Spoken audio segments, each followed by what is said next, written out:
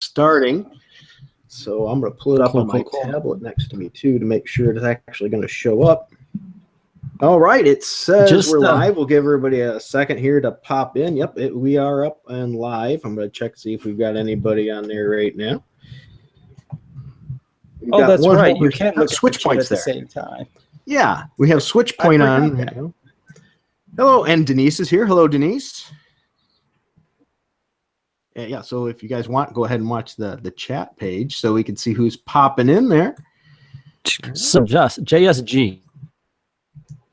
JSG, yes, that's me. How's it going, everybody? Now you can hear my voice live, so if I make any mistakes or you have lots of clicks or pops, there's nothing I can do to edit them out. That's right. Uh-oh. Lose someone? No, I just got a weird click for something. I don't know why that did. That's probably my internet. There we go. We're all good there. I'm going to make sure I grab that invitation now, and I'm going to send it out because, I mean, it popped up, but I haven't sent the invitation out. So if you guys want to tweet that invitation out to let people know that we are up and going, feel free. Myself, we got people flooding in, so thanks everybody for coming in. All right, I just shared it as well. All right, Sonic's here. Dan Dare's here. Mariana, hello. Eric, good to see you. The Nerd Wonder, how are you? We got a lot of people popping in. That's excellent.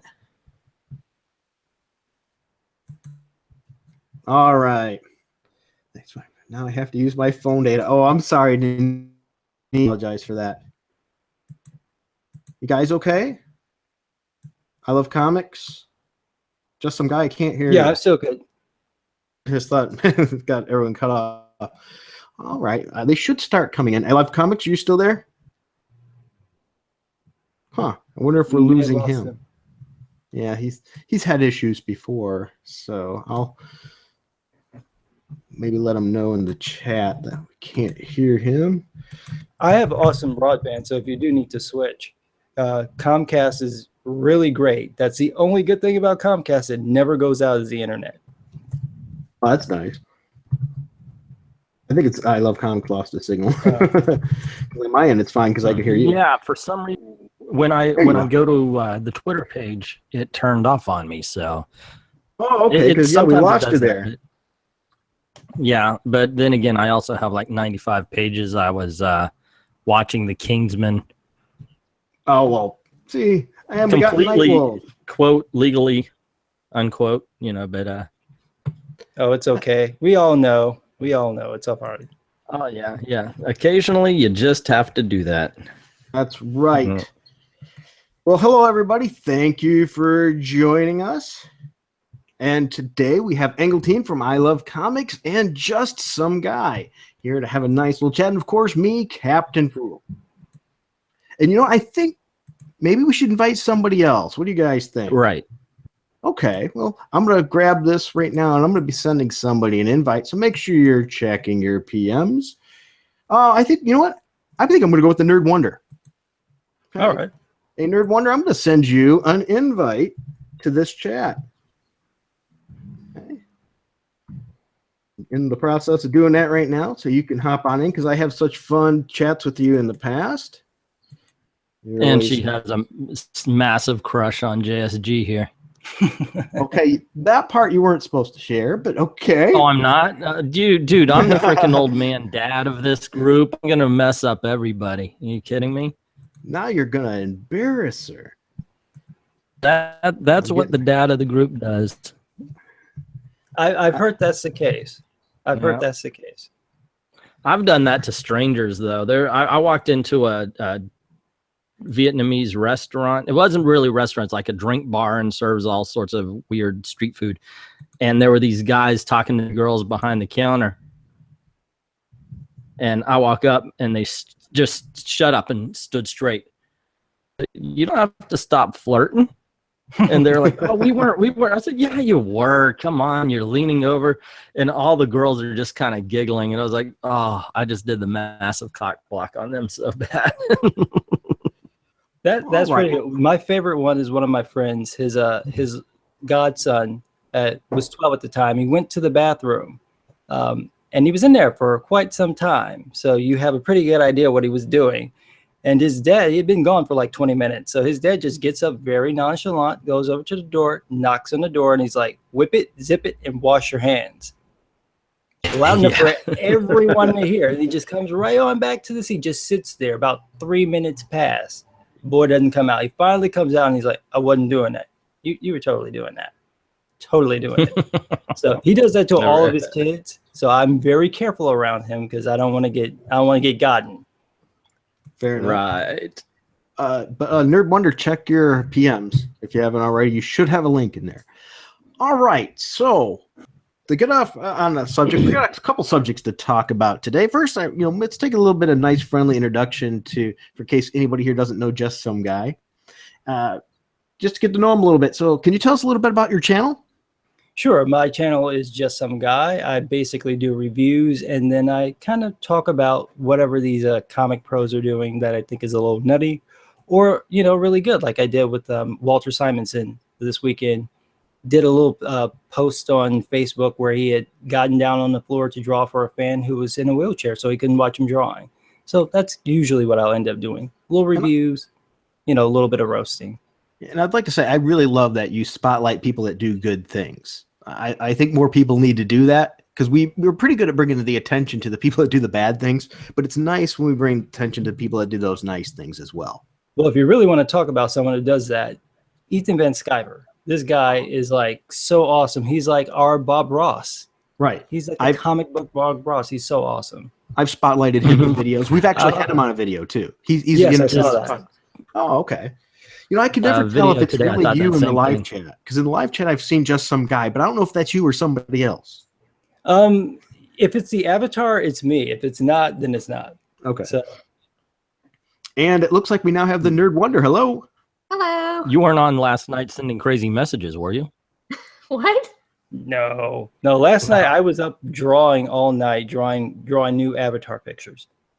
Yeah. Okay. Cool. In case anybody didn't know what he drew his own avatar that he's got right there right now. Yeah, it's excellent. Oh, that's awesome! You got the Jorge Jimenez. I see that. Mm-hmm. Oh, he's great.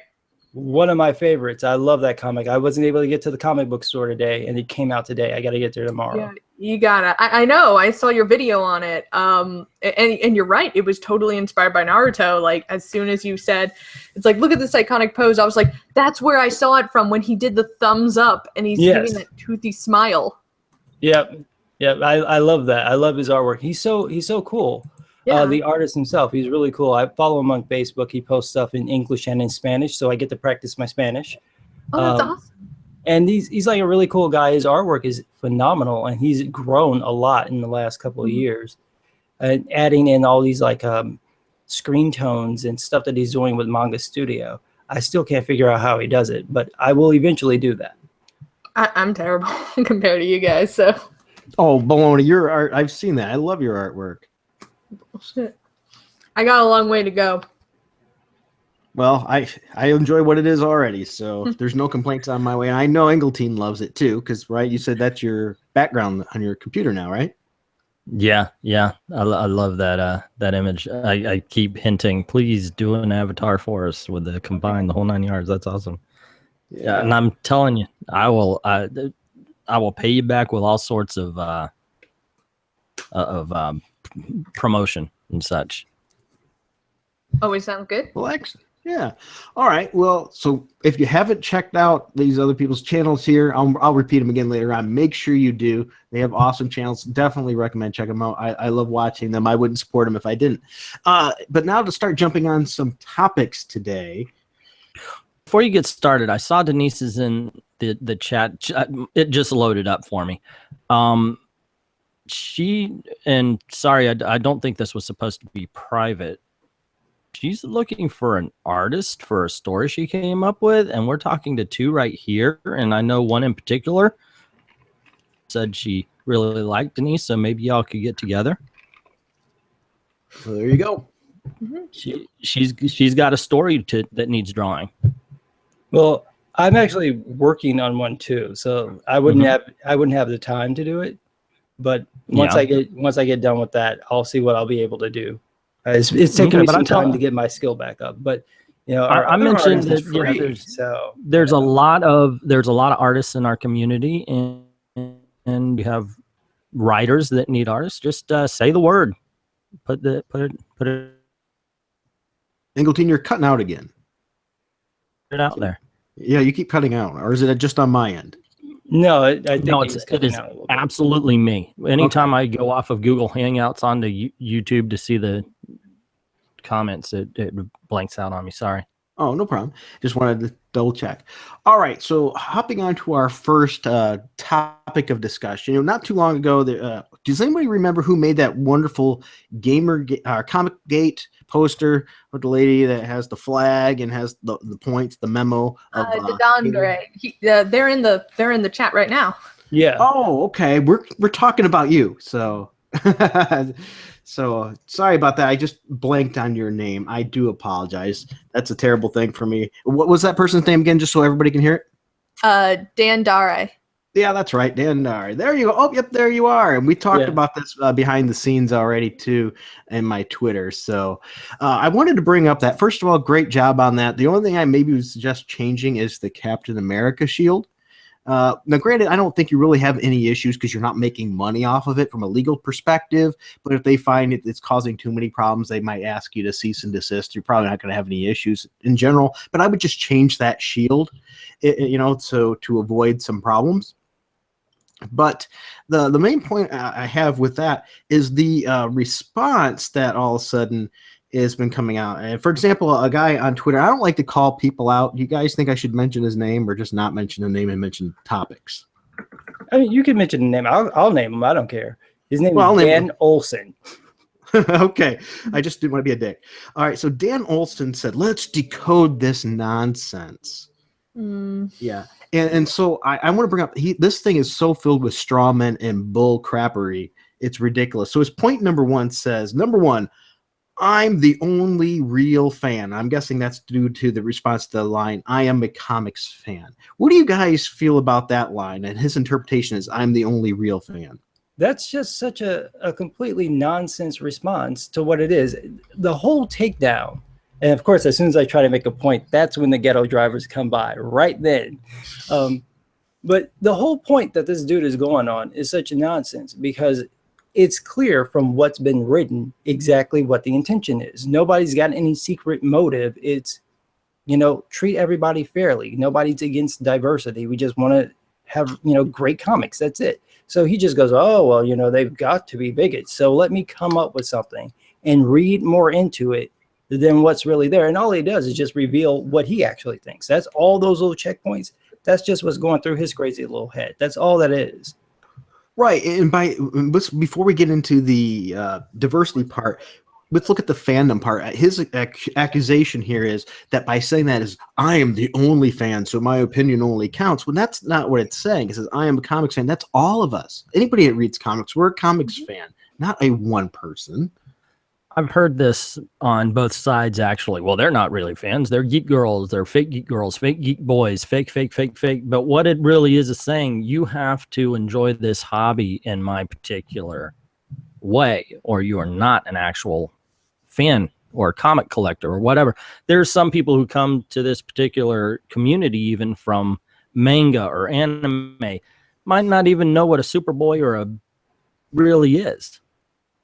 But we're supposed to say that you're not really a fan, you're not really a geek, you're not really someone who enjoys this because you don't do it the same way I do. It's the bigotry we're fighting against in our own community. And I think that kind of just that whole saying rubs me the wrong way anyway. Yeah, I mean, it's not like there's an issue count of how many issues you have to be a true fan. 250. Oh, well, I'm well over with around 10,000. So once you're at 250, you're a real fan. Yeah. How about you, Nightwolf? What's your take on that? And here I am. Hello, everybody. Hello. Hi. I've just been sitting here in silence, trying to set up and get myself ready. So what was the question again? Hello. Missed Hello, you. Grandpa. We're talking about the artwork that was made and being a comics fan and how this Dan Olson interprets it as I am the only real fan with that. What's your thoughts on that? That sounds pretty stupid. Straight to the point. The problem is that there's lots of comic book fans that are from various different backgrounds and whatnot. And that makes it sound like, you know, people who are expecting better out of comic books are being elitist, when I think that couldn't be further from the truth. Well, it's also kind of a straw man. The whole point is to try to make you defend a point that no one's actually making. No one's saying that if you want to read, you know, Psychopath Riri Williams, that you're not a comic book fan. You are. You're just a little bit crazy. But You have poor taste. yes, that's it. You have really craptacular taste. But you're more than welcome to read that. You're a comic book fan. If you're only reading one book, then you're not a comic book fan. You're a fan of that book. But if you're buying bunches of books or you're reading bunches of books, you're a comic book fan. No one's saying that you're not. So when you have someone put that there, like, well, I'm the real fan, you're trying to make a division that no one's actually creating. Yeah, that's pretty accurate. It's I'm sorry. It's not my fault that you have garbage taste. I think it's funny how many people here read it but don't enjoy it, just love the videos they make afterwards. Valid point. Yeah, I mean, there's a lot of books I read going, God, I don't want to do this. But then, it's more fun now, you know, when you're joking about it on a video. Yeah, that was what it was like for Kim and Kim. Right. Yeah, great review on Kim and Kim. I couldn't even.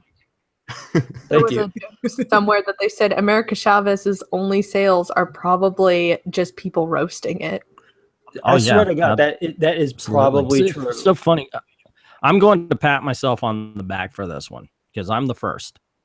Funny because it blew up, and then in issue 2, everybody had an American Chavez review.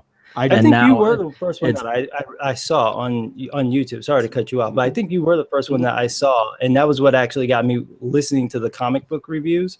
Was listening to that review because it was so hilarious. I'm like, oh my God, I can't believe they actually published that. I kept checking the phone to make sure that what you were saying was actually in the page because I didn't believe you. I'm like, he's just making it up. And there it is. Don't lie. Nope. Don't lie. But I thought it was funny because now I actually have not done 7. I'm going to do a live reading before number 8 comes out because I want to do it all improv anyway. But think it's funny because now once America Chavez comes out, it's like you get 15 videos reviewing it. So it's funny how popular that book is in the I want to community. Well, you know they're bringing out a trade. Oh joy! Oh my God! Oh yeah! No. Oh, yeah. You know, I got the individuals. I don't need to buy it twice. Oh, you do. Marvel needs your money. They want you to pay $18 for the trade. This is cheaper than most. If they pay me $18 for 20, now that joke just fell flat. Well, you're cutting out a lot too, so you're really hard to understand. Yeah. So if you could turn anything else off, it might be a good idea. Moving God darn it did it again, huh? Yeah, a lot. The next topic on that poster at Picture says, I'm not against diversity, as it was always a part of my hobby. And the response to that was from Dan Olson, that is I'm the arbiter of acceptable diversity.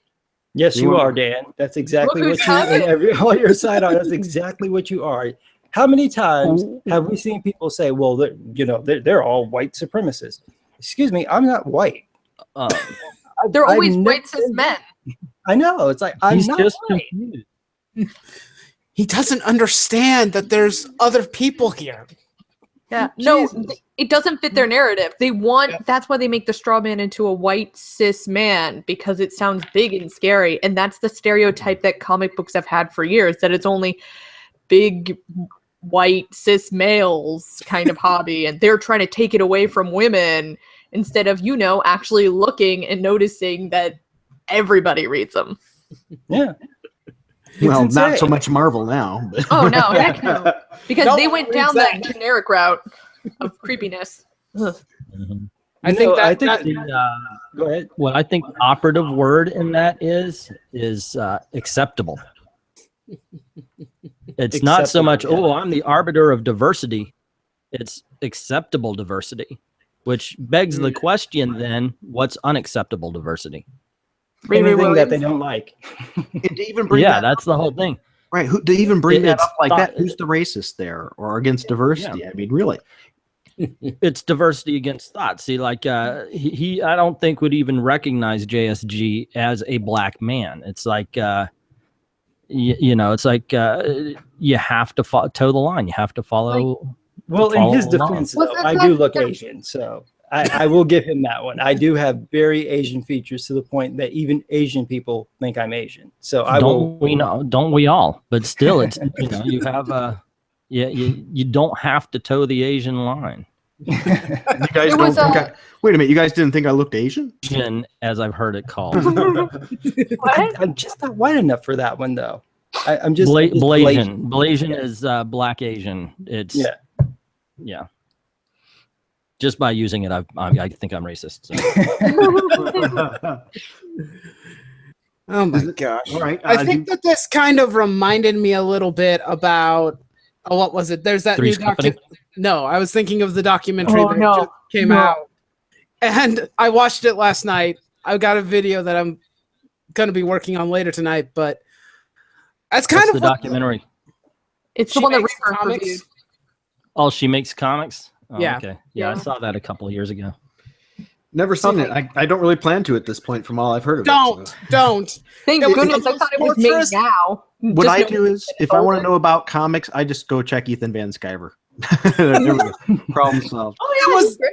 It was the worst hour and a half of a documentary I have ever watched in Okay, my life. I have a question about the documentary. Was Go it ahead. just her talking about I'm so special, me?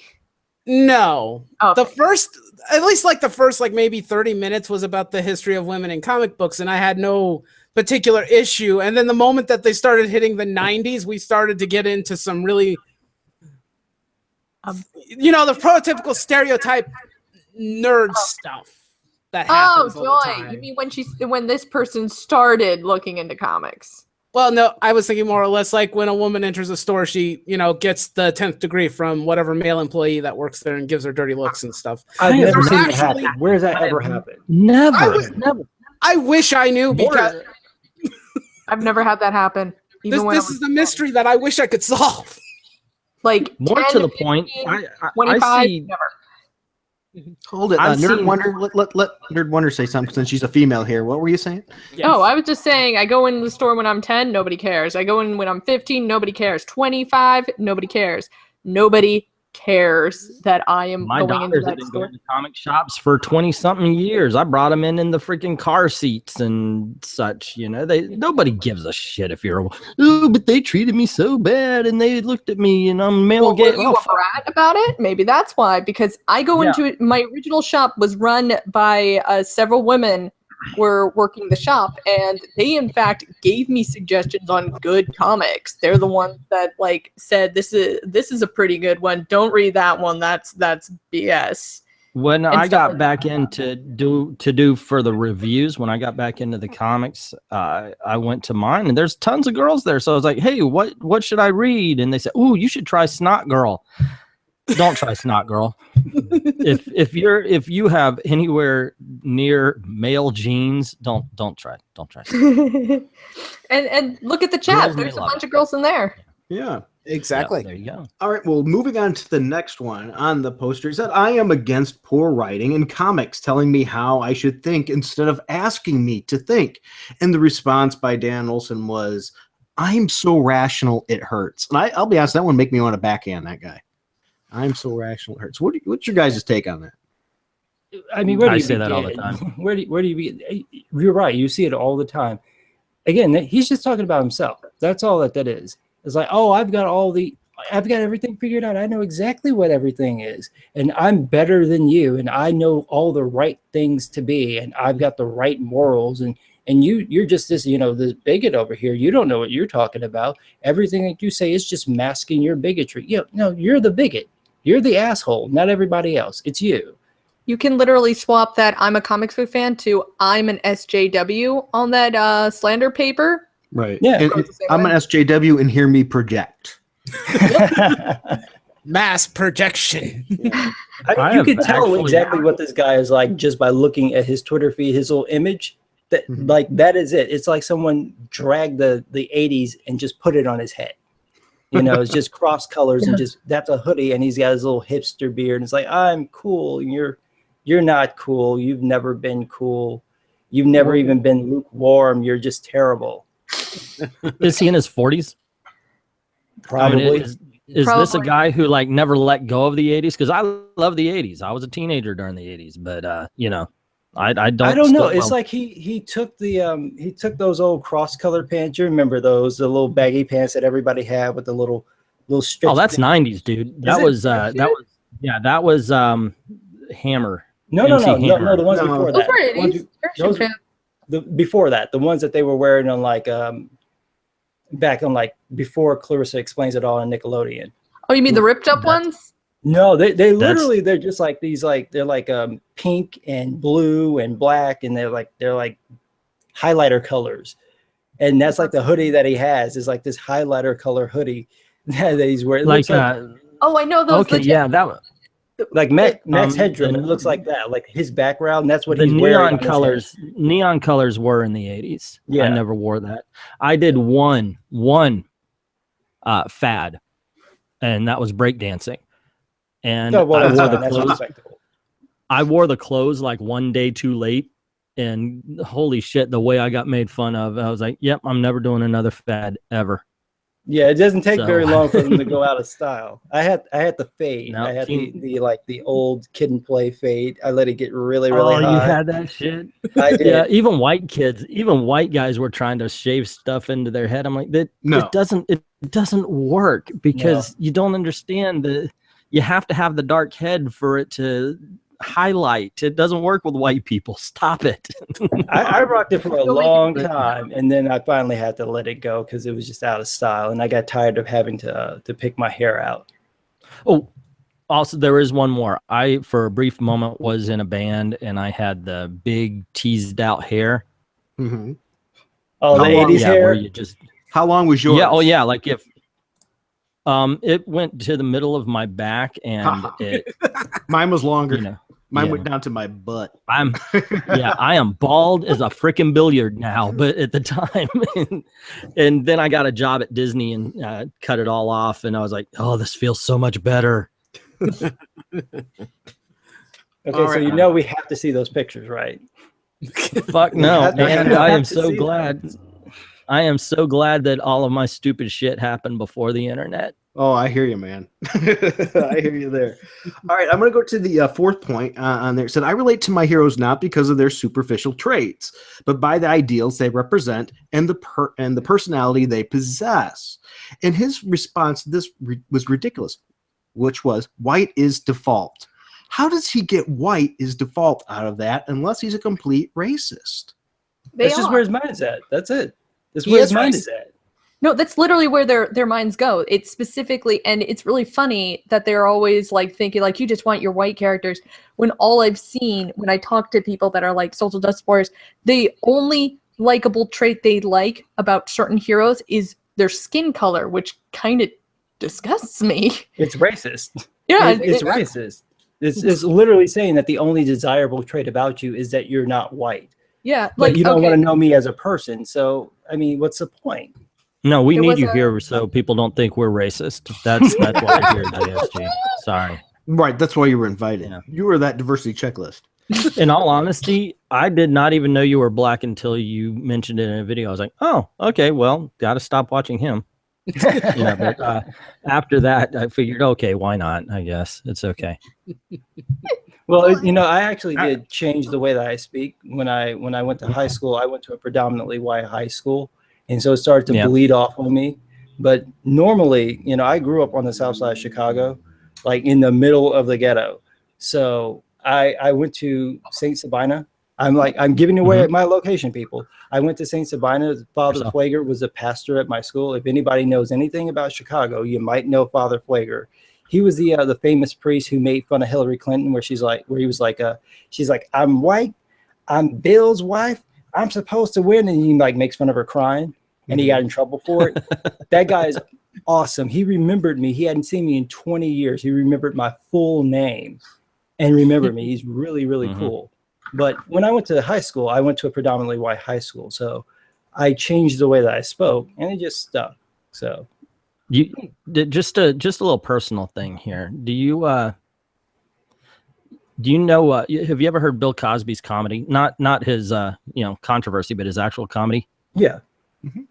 He did this bit and he's talking about, well, I had this boy and, you get him and you give him a football and you have run into me, boof, you knock him down and you go out and you play with him and you're teaching him to throw, you're teaching him to run. And then he gets into college, he gets a scholarship, he goes to the pros, he's on TV, he makes a touchdown, he turns around to the cameras and says, "Hi, Mom."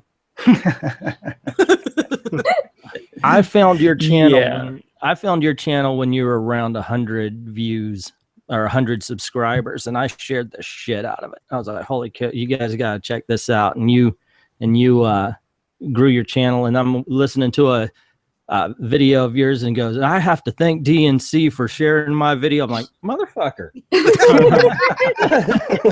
No, I didn't. I think you and Douglas Ernst. Nope. Because both of you did it. Nope. Great. But then Sure. Frugal joke about the fact that we're always included in and others. Yeah.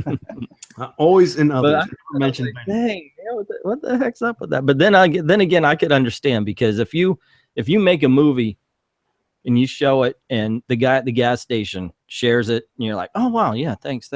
But if Spielberg shares it, it's like, "Holy shit, guys, you forget about the guy at the gas station. It's all about No, that." I'm pretty sure. DNC I'm gonna have to go back and check, because I'm pretty sure I mentioned you and Douglas Ernst, because I don't think DNC's ever shared. If I am wrong, I will make just as a public apology on See, that. he didn't But mention I me.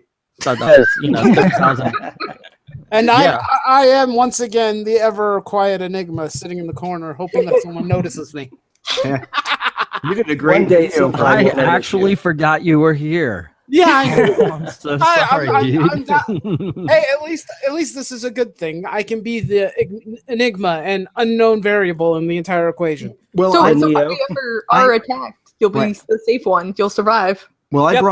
I brought Nightwolf in to prevent eargasms on the video. Yeah. So.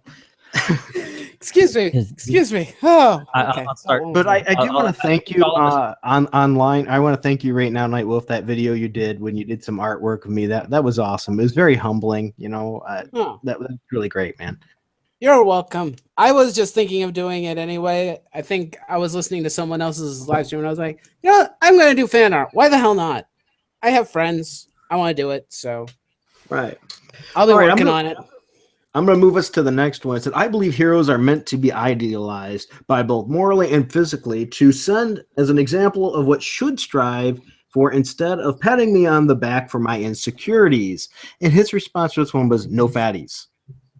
I mean, really? Somebody's been reading that Faith comic. That's what's happened. You ran out of ideas. What? Wait, What? read that again.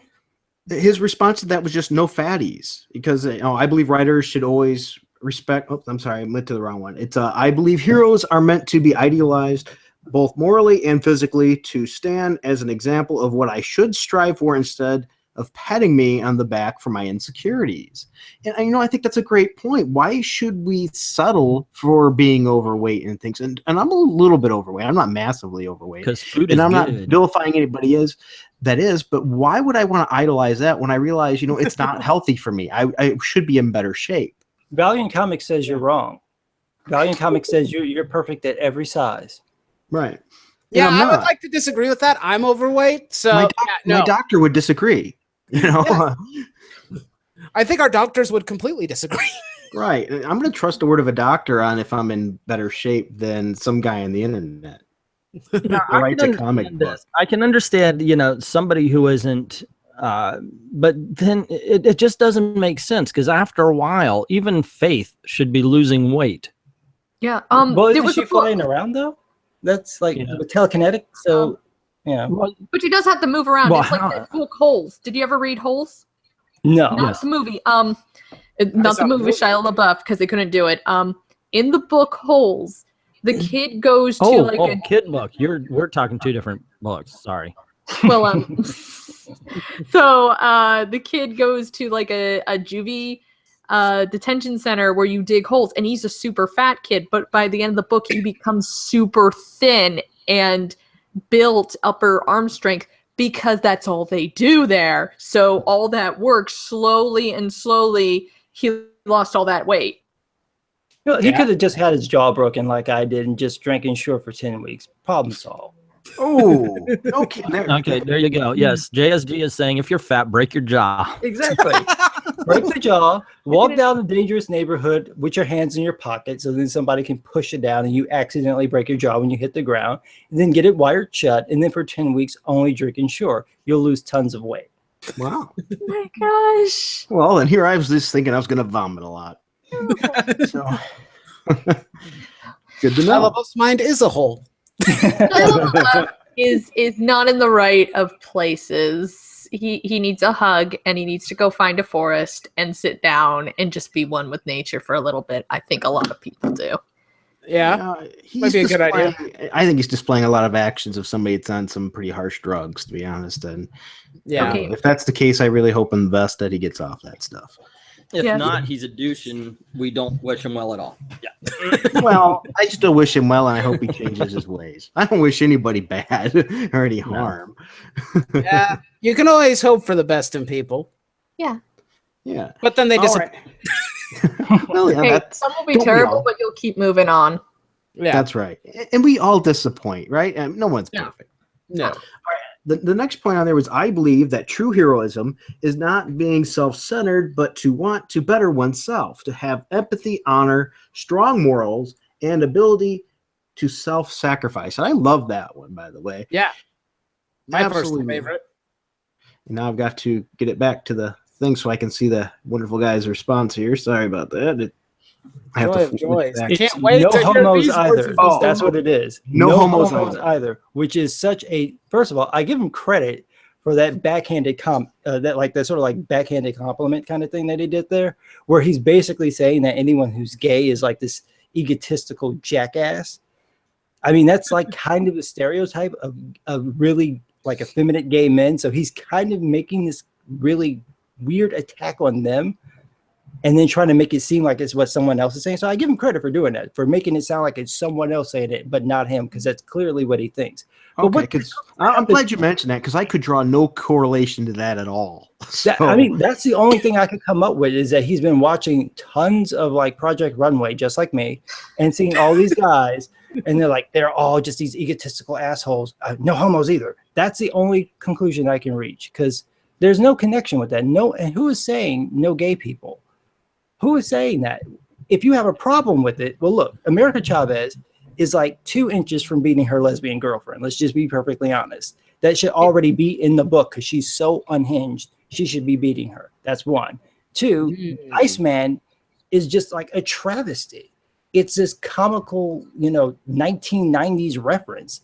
I don't know what's going on there, but I'm so like, that's why I don't review the book that often. I review it every other issue because I just can't take it. It's so That's offensive. Yes, it is. It's offensive, and I've never even read it. And he's absolutely right about America Chavez, especially if you look at like real life statistics and domestic abuse and that, and we already see that she's willing to her because But that's like a you thing know. that's So yeah, oh the sorry. way that they wrote America Chavez, it's amazing that they get activists and not writers to write these characters thinking, well, we're going to see a new perspective. And what we do is we see the exact same perspective as what they would call the hateful people write. Yeah, You know? I mean, that's somebody to be making fun of somebody would write rather than being supportive. In my eyes, anyway, I read that and it's just downright disrespectful. You could give somebody who hates black people Black Panther and the crew, and they could be written as hateful as they were by Ta-Nehisi Coates. It's amazing that they even think that that's some sort of progress. It's kind of like this, that hate just makes sucky comics. Yeah. That works. Hate makes sucky comics because that's all they're doing. They're trying to say like, look at all these disgusting, pathetic people and stuff, but it's the same either way because when you're filled with hatred, you make terrible comics like Secret Empire. Oh, you want me to get on a Secret Empire rant? Is that what you're trying to do? No. You're trying to get me mad at Dickless Spencer?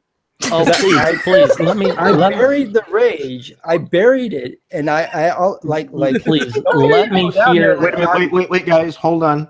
I think this is time for a rage war. Who has the most rage? I Love Comics or just some guy? I will bring out that sledgehammer and go John Wick on that bad boy and bring it out. You do not want me to go there. I'm not even that big of a fan You're of Captain freaking America. amateur. I didn't mean to trigger you guys. I I go apologize. for age and experience every fucking time. Okay, I don't know a single Wu-Tang Clan song, but you know, whatever that is, Wu-Tang Clan it or whatever. Go for it. I will give you the floor, sir. Let me hear your rage off of Secret fucking Empire. Okay, I'm gonna swear just a You little. see, I told you. I gave you the floor, and you took. I'm gonna give you. I'm just gonna have to swear. Okay, so this motherfucker here. Let me tell you something about Dickless Spencer. So his whole problem is basically that he didn't like the election. That is it. The whole thing has happened because he's mad that his shitty candidate didn't win.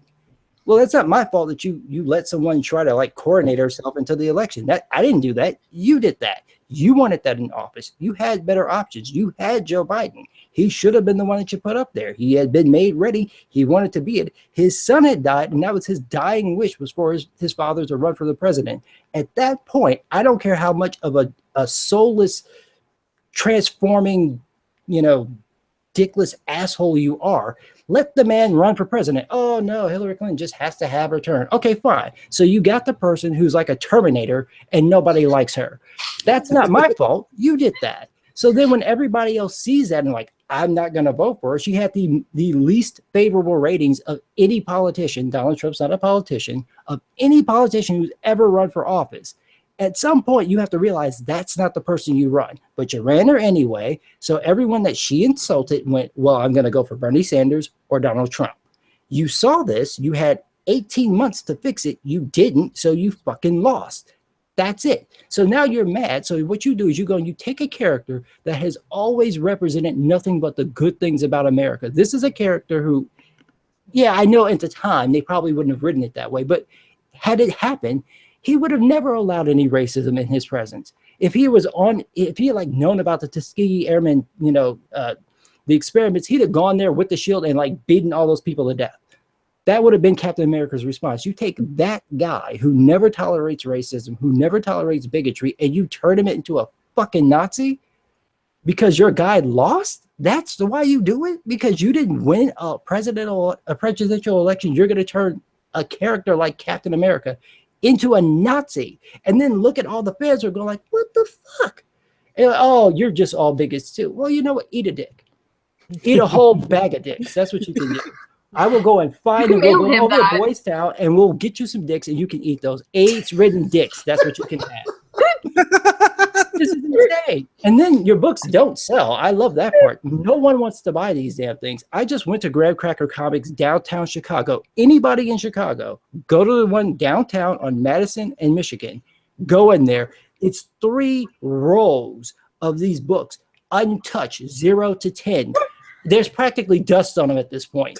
They've not moved since, like, I think Super Suds number 6 came out because it's been out for like what? It's been over for about a month. So they've been like that for almost 2 months. They haven't moved. They just like made an extra space for all the extra books.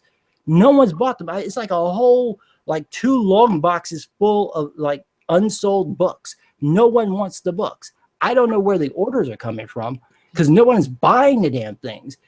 Now your nickname is Dick Spencer. Your name is Dick Spencer, Dickless Spencer, whatever the fuck you are. You can't even sell books. Now you're mad about that. So then you write a follow-up. And that was when that really pissed me off was that Omega. And he writes a follow-up trying to justify what he did. Bitch, you wrote a shitty story. Dude, you wrote a shitty story. You wrote a story that nobody wanted to read where you're sitting there and instead of having your heroes fight instead of having your heroes show some type of character or morality, they're basically going, oh, well, we lost our moral censor because Captain America is a villain now. Well, what do we do? And then at the end of the story, literally the last like 4 pages, they finally, grow a fucking idea in their head of what to be, how to be a hero. How do you not figure that out? You're all supposed to be superheroes, and somehow you've forgotten how to be superheroes. All this stupid moral relativism has somehow whittled down to every character. None of you have any idea. Someone go dig up Professor Xavier so he can like fix your heads. Yes, please do that. This is it. This is what he wrote. That's his entire book, is him sitting there saying, well, nobody has any morals because, these people are voting for Donald Trump. That's your entire argument. That's what you're going to, and you're going to ruin characters to do it. And then trying to sell Sam Wilson as Captain America to the point where you're going back in the Generations book and making it so that he was the one who inspired Steve Rogers to be a better Captain America. Fuck you. And your mama. This is so, I'm All righty. Okay, I have to everybody, say if you this. do not already, hold on, if you don't subscribe to Just Some Guy, now you might want to. I need to take this clip and put patriotic music behind it. It's just, I don't understand the logic behind letting a guy ruin a character like that. Now, Not even from Marvel's standpoint, from Disney's standpoint, why would you let him do that when you're trying to like make movies off of this? While they're doing this, the Civil War movie just came out. So you're literally having people come to the comic book store, maybe, to go and buy a book, and either the character's not there or you turn him into a fucking villain. But this is the thing about Disney. Disney struck that deal years ago, and their deal stated they weren't going to touch the comics. The comics can do whatever they want, because of course they just want the movies. That's a see. Disney is tricky like that. Disney likes to do that to you. They're really tricky. Disney says they're not involved. They're involved, but they're involved to a limited extent. They're involved with the Star Wars stuff, for example. They control that. So it's basically licensed to Marvel. They don't even trust Marvel to really have it. They've licensed it to themselves, essentially. But they're involved. The thing is that they don't care as long as the movies are successful. Oh, yeah. Once it starts bleeding into the movies or to the TV shows, then they'll get their hands in there. But this is the kind of thing where you're cutting up their synergy. Like the whole point, Marvel used to be really good at this. If you remember, like years ago when like Spider-Man 2 came out, if you go and you look at the books that came out at that time, what was it? I think it was Spectacular Spider-Man had Doc Ock come back with Paul Jenkins and Humberto Ramos, and then over in Ultimate Spider-Man they brought back Doc Ock in there. They were always tying those in together. With the X-Men movie, when X2 came out, they brought back Stryker in the Extreme X-Men book. They were always doing that. Now they don't do that. There's no synergy between it. It doesn't make any sense. Someone goes to see the movie. Yeah, a lot of those people don't come and buy books, but some of them might. You should make the books similar enough to the movie so that even if you don't have the same storyline, you have the same characters. When they killed off Captain America, I knew they were going to bring him back as soon as that movie was coming out. Sure enough, about the same month that movie came out, they brought him back to life. This is the thing that you do. You sit here and you allow one guy to ruin not just a character, your entire freaking franchise. You allow him to do this, and now you're sitting here with books that nobody wants to buy. I'm just going to go point out that I think Spider-Man 2, wasn't that when Superior Spider-Man was taking over? Like Doc Ock just pretty much took over Spider-Man? I mean the first series, not Amazing Spider-Man 2, but the first one with Tobey Maguire. I'm sorry, what were you guys talking about? I was looking for that bag of dicks. 2007 blew up, and I just don't touch Spider-Man after that. I'm like, I hope. I will say this. Hold on, I got to say this. First of all, that wasn't a bad rant. It wasn't as bad as mine. I would have to say though, Billy D, your voice is too smooth for righteous rage. That's what it's missing. I mean, so what you're saying is you're mad at Secret Empire, but it still sounds like you're trying to make love to it, and so oh my goodness, that's the whole problem right there. I mean, I believe the word you're looking for is fuck. Do not get me. Hey, no, Billy D does not fuck. He makes love. And let me tell you something, though. I mean, your message was there. Your message is on point, but it's like, hey, now, because I really sucked. I just want to tell you, though. I mean, that's how it came across. I'm just saying. I can't help it. I mean, I actually don't like the sound of my own voice, so dude, I have seen on Twitter. you've got guys going, damn, he's sexy. You know, nobody really knows what you look like, but man, there's a whole bunch of people here want to bang you, and I think I'm one of them. I don't know. I may have to think about Just so you know, how I really feel about things. I don't know. But yeah, as far as just Secret some Empire, guy, if just some guy wants to make some money, I guess he, at this point, should start signing his underwear. yeah, there you go. I think don't you give should away do, the underwear. I'm sorry. What are those audio the audio videos people make? The Audible books? No, it's like a sound that people can hear and just listen to it. You made a joke about that. It was a few weeks ago, I think. Or you could. It's like, yeah, it's time for bed now. You gotta go on to sleep, and you just relax. I love Angleton's got a crush on you if you haven't noticed, I guess. So. You know the voice you should fall in love with? Seth Andrews, the thinking atheist. He has the perfect radio voice. I swear to God, you just want to like snuggle with it. It's ridiculous. I think you should make it. You should have two different alarms. We'll have just some guy, like I said. Time to sleep. Lay your head down, little baby. And then we got Nightwolf. Time to wake up. Time to wake up now. I will be happy to be the alarm clock that wakes you up in the morning. If that's what you guys those want. two on the same tracks, boom, it works. Billy Dan, Lord of the Mame, said just some guy sounds like the pimp from Black Dynamite. There you go. Like I said, that I could go off on Secret Empire myself and have many times. I think Righteous Rage I win, but definitely the voice you do. All right, well, moving on to the next topic. On there, it said, I believe there's a place for every type of story, but it is not fun for anyone to bastardize. Gosh, that's the word I was trying to get out. Thank you. England team, yeah. Established characters. And then the response to that, if I can still talk all of a sudden, is hashtag 1488. What does that mean? I have no clue. I'm not cool enough to know what that means. What does that mean? 1492 was when Columbus sailed the ocean blue, so I have no clue what happened before that. Maybe okay, we have this thing called the internet. Let's look that up. Okay. I can only assume he was stroking out while he wrote that. But that would have probably been my first question. It's a hate You mean symbol. stroking That's like what having it a... is. What is it? It's a hate symbol, according to the hate symbols database. The 14 is supposed to be a reference to the Heil Hitler thing. Now, wait a minute. I want to bring up a point then. Since we just found out, isn't that interesting that everybody here that he's claiming has this hate doesn't even know what that stupid thing means, but he was familiar with it? It's a bunch of numbers. How are we supposed to know? Well, I was you're just supposed to be a assuming it was white a year. supremacist. You're supposed to know all this stuff. Apparently so. Apparently I'm a white supremacist that isn't able to I need my white supremacist handbook. I'm sure you'll get yours when I get my patriarchy card. So. I'm just failing my book burning course, and of course I have to go and retake hating black people. I would say it's like if we are like a big hate group full of misogynist, racist group of people, we're really doing a terrible job at it. Yeah, I guess we are. This is so bad. We just suck at our job. Wait. Hail the Antichrist. I have no comment. Okay. Well, I'll take the Antichrist one. I once had someone tell me that they wouldn't be surprised if I were the Antichrist. I'll take it. Was it your mom or dad? It was one of my friends.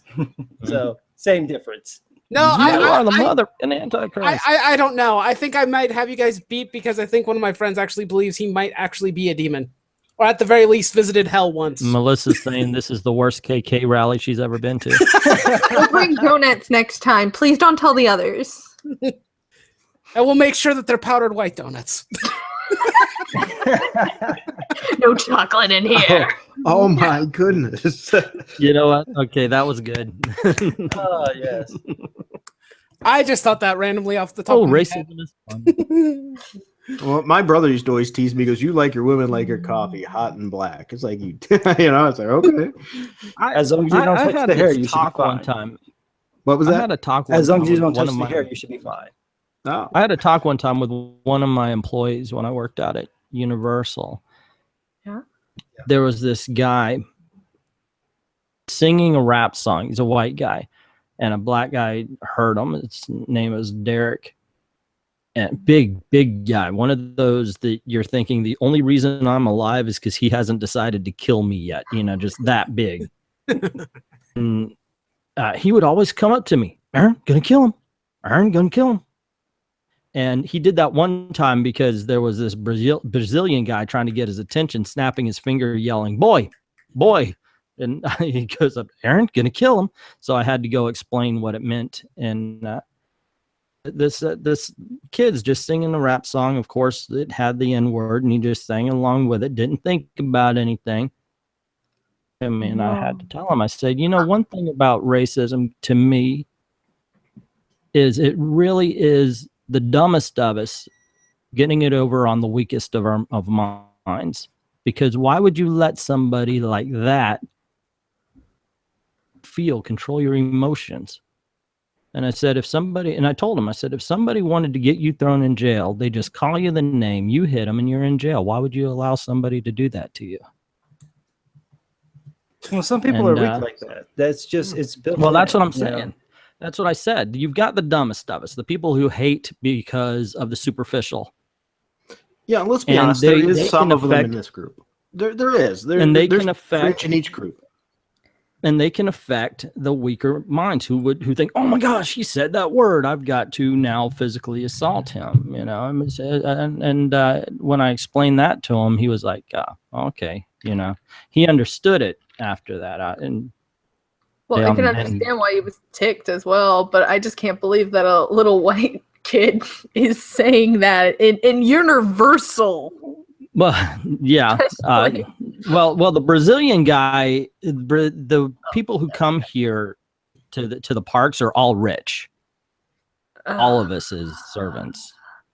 The Brazilian groups are very famous for being troublesome. The Brazilians, are they mostly like the super mixed kind where you can't tell what like their ethnicity is, or are they like the ones who just pass as white?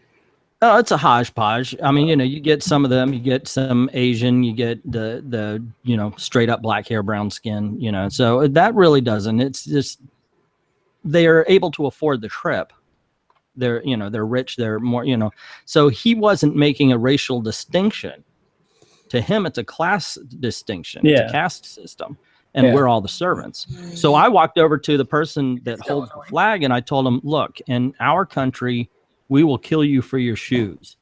So you need to, and that is a slur, and he is angry enough to kill him for his shoes. So you need to tell your people, no snapping the fingers. Don't call him boy. It scared the shit out of him. He told I would imagine. Yeah, it's like, that's super offensive. But as long as you explain it to them, some of them are naive, but I don't know if they continued or stopped because I don't know, rich people or whatever. There's a lot of jerks out there. They didn't say anything in my attraction after that. And there you go. They were okay people, I guess. Yeah. They just don't know. Well, if anybody here is more attracted to rich people, I'm rich. I'm just saying that just because, you know, for attention. Okay, JSG, you're out. Hey, Frugal, what's up? People parade around their wealth as a sign of just. I mean, I've worked in many different types of retail jobs and stuff, so pretty much like, do you know how much I make? It's like, if you make that much, you can pay the extra. That's right. And you can help some people too. So, yeah, I was kidding about the rich part. You know what? I don't think we need to go through the rest of these because I think we've already proved this guy's a complete fool, or you know, has nothing to defend. Can I tag on something for Denise? Denise actually individually. When we have like Brazilian families come, they're fine. It's only in these huge tour groups that they lose their freaking minds. It's the privilege of it. That's probably what it is. It's just we're in this group. We put all this money together. Whereas if it was just a family group, they probably act like a normal person. Yeah, but holy shit, those tour groups are horrible. Just look it up on YouTube. You can there's videos of the tour groups walking around being loud and upsetting everybody else's vacation. Like all tour groups though, like usually the large amounts of certain countries just going anywhere, like there's a list online of the worst of the countries. You know what? And I know I've stated, and like I've got some sort of Asian fetish or anything, you know, but that's all jokes. The fact is, though, we get tour groups from Asian countries, and they're incredibly polite. A lot of English families come in huge groups. Like they'll come like the main family, and then all of the extensions, and they're just fine. I noticed, at least from here being in Chicago with the tourists and everything, I used to work at a Target that was downtown. And so we get a lot of international traffic. The people who were British were usually pretty cool. The Kiwis were pretty cool. The Australians were usually okay. The worst offenders were usually Europeans, especially like Western Europeans. So folks who would be from like Denmark. France, usually they're pretty cool. Anyone who spoke a language that sounds like Hitler would have understood it, they're usually jerks. And then, hey, I'm just being honest. No, that's true. Germans are they are rude. They can be very, very. There was a rude. German woman that refused to put out a cigarette when she's sitting next to somebody in an oxygen tank. Wow, what a wonderful And person. I saw someone say this in the chat that she pretends to be Canadian when she travels. Let me tell you something about Canadians from having worked at retail, just doing this over the phone. They're not as nice as everyone says. Let me tell you that. They're not. First of all, they will fuck up a stroller like nobody's business. You shouldn't be leaving this stuff out in the weather. They would just leave it out in the weather and then like call the place I was working and be like, I don't know how my stroller got rusted because your dumbass left it out in the snow. But they'd be very, very nasty. Very, very nasty. I'm like, aren't you supposed to be nice? Like, you're some mean. You're like worse than New Yorkers. Oh, the Quebecians are some of the meanest. I used to work at a Target by a area where Canada would frequent, and the Quebecians just kind of didn't listen at times, and they would kind of mess with stuff. Would they pretend not to understand English? Because I would have that happen to me a lot. Where they'd be like, sure I don't know what they're several of saying. them were from Quebec. They were just a bunch of little valley teenage girls that wanted to just get away with it. No. You know what? Before we segue to the next little bit in-depth topic, why don't we hit one, just a little fun one between Nick W. asks, what do you well, let me rewrite what he said there. What does everyone think of the new Black Panther trailer? Haven't seen it. Not interested. Meh. Not interested, man. Wow, so overall, not a very good response. Wow. Well, in fairness, though, I don't usually watch the Marvel movies, so it was my dislike of Joss Whedon that kept me from them.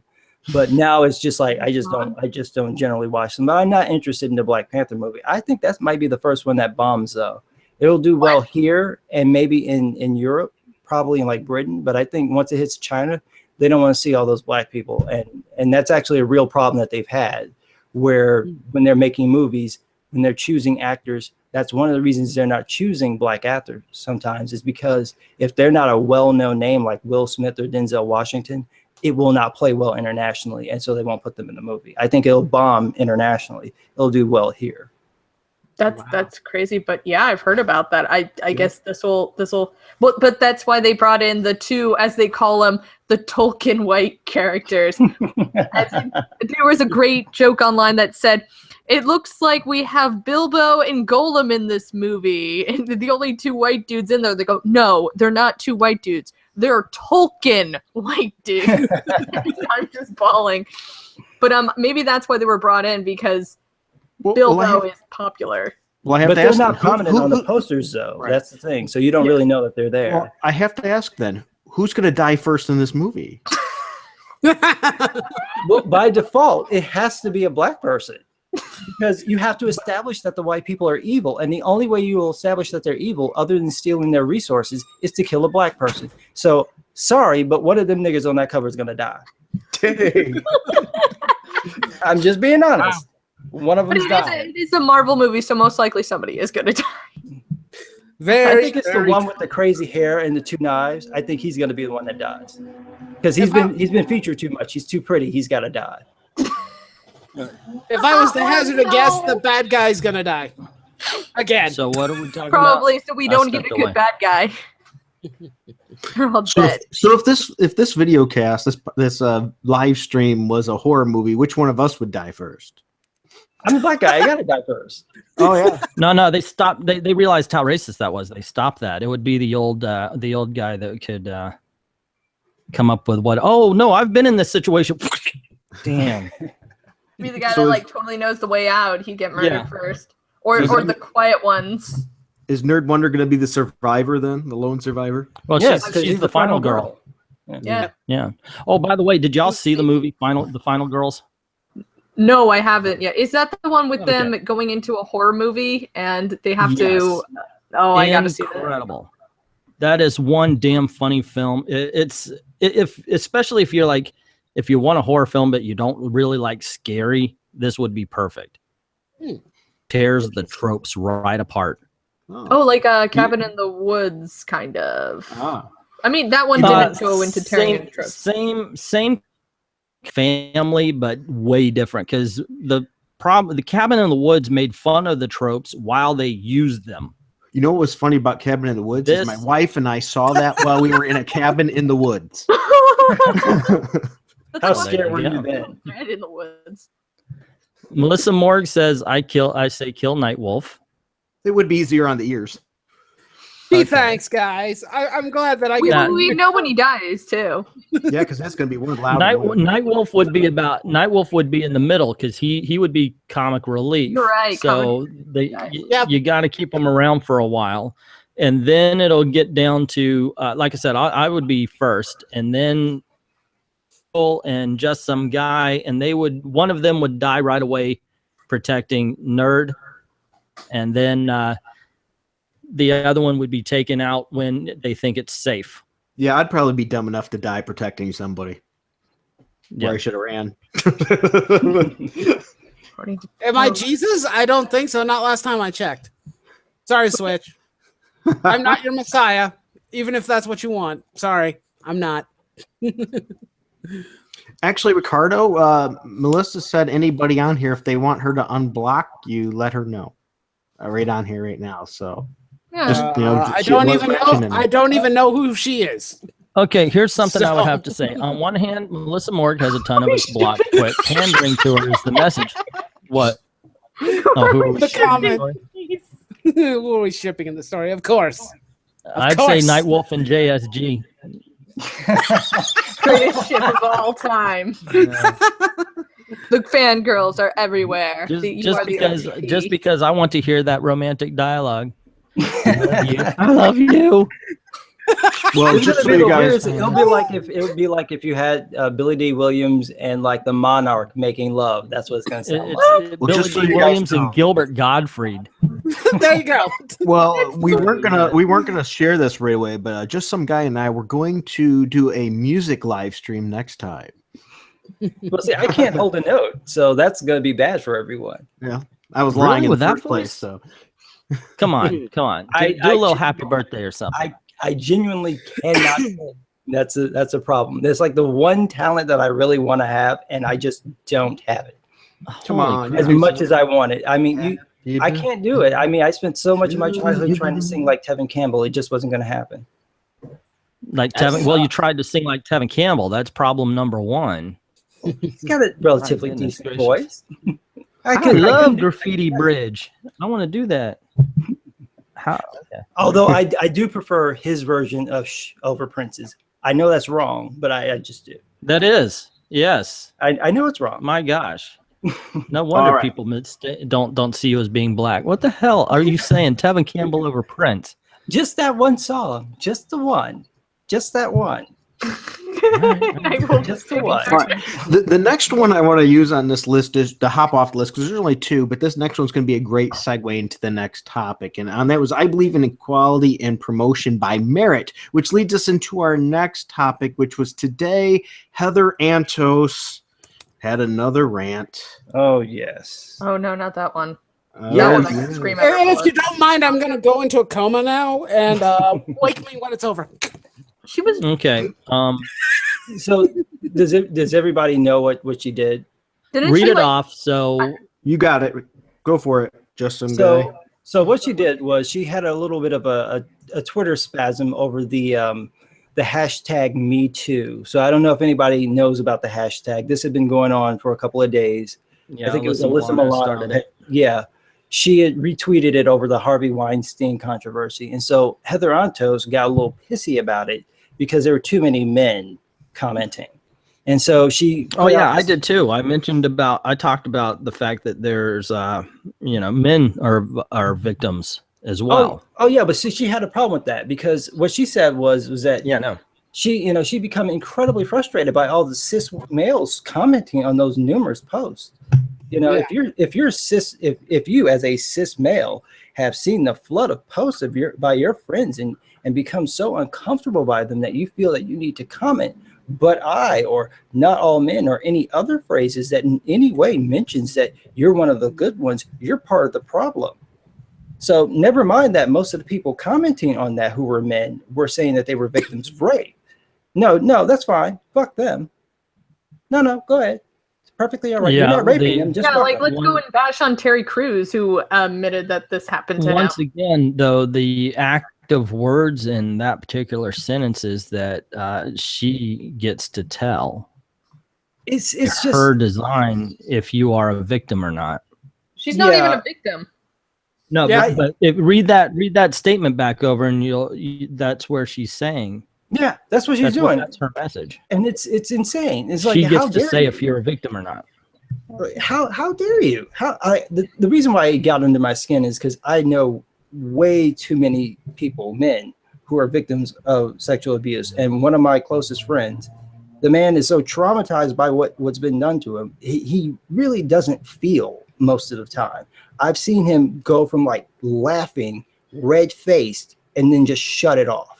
And it's the creepiest thing to watch the man shut his emotions off. Like it's eerie. And then to see someone like this just go, oh, well, if you're commenting on this and you're saying, not all men, well, why would you have to say not all men? Unless you have a bunch of people who are going on there saying, well, men did this to me, and now I think all men are like this. Well, then the normal thing to do would be to say, well, not all men are like that. I'm not like that. You don't have to be afraid of everybody. And then you're going to turn around and then get pissy about it and then write this, stupid Twitter feed. And then, of course, she's got all these likes and retweets. And it's, oh, bitch, please. And why are you still working at Marvel? Why do you still have a job at Marvel when you're writing stuff like that where you say it's not time to defend yourself? Go fuck yourself. These men have been raped. Some of them have been raped as children. And you're going to sit here and have the fucking unmitigated gall to tell them that they can't say what happened to them because they need to reflect and be better. Fuck you. How do you be better? Not, I wasn't raped. I don't know what you're talking about. It just didn't happen. It's just awful. Like, this stuff happens to everybody, and she just decides to be like, I want to be part of this. Like, I watch your video, and it's just me, because I'm not a victim in this, but I can play I'm the great hero card. And it's did she feel maybe? Do you think she felt she had a one-up? What's her name? That's going to be playing Captain Marvel or something? I mean, I don't know. Did the actress Brie make Larson. a comment about it or something? She's been. It's like the actress had dealt with some stuff like this, didn't she? I don't know because I haven't been paying attention to the Marvel films, so I don't know anything that's going on with them. The actress that's going to be playing Captain Marvel, an TSA agent, asked her for her phone number, and she was so offended and felt harassed. And so I'm wondering, is this like a game of which person in Marvel can be the most offended now? I'm sorry, I just have to. Oh, I thought you meant asked her number, and she was harassed because she got asked her number. Surprise, is this like yeah. when the guy asked that one atheist chick to come back to his office or his room for some coffee at 4:00 in the morning on an elevator, and it was just so rape that she had to run off the elevator and scream, "Rape!" Are you? Oh, I got had asked something for like your that happen to number. me. It's like, this is what people do when they like you. The men will ask you, "Hey, can I get your phone number?" And you're like, oh, "You're offended? You're cute, honey. What do you want?" They're going to ask you for your number. I've been asked for my number, and I'm not even that attractive. Jesus. Right. Anya, That was Brie Larson. Yeah. Anya just mentioned something, and I've floated this theory around a couple of times, like the Mark Waid thing with DNC. He's got Captain America coming up now. Mark Waid is on the brain. so Anya's asking, well, is there some sort of Heather Antos special edition coming out? Because a lot of times it gets the name out there, and it might piss our side off, but of course, a lot of things are signed up for on, for Heather Antos followers. And I dare to say that she's got more followers than basically us combined. Yeah. So it might just be something like that. But the thing is this whole this Me Too thing wasn't her idea. So I would hazard a guess that this isn't the case in this particular. I want to how many followers does she have anyway? I don't She really has follow about Twitter. I don't 40, follow her. 40,000, I think. She got a ton of them after that milkshake thing. I wonder how well Ethan Van Sciver is doing after he started a YouTube account. Well, I know his Well, subscribers are shooting up. Yep. Yeah, he's almost. The last time I checked, he was over 3,000 in like a week. Is like, Yeah. good for you. Mhm. I'm I want glad to it's- see him beat everybody and be like the king of the YouTube and Twitter. Mhm.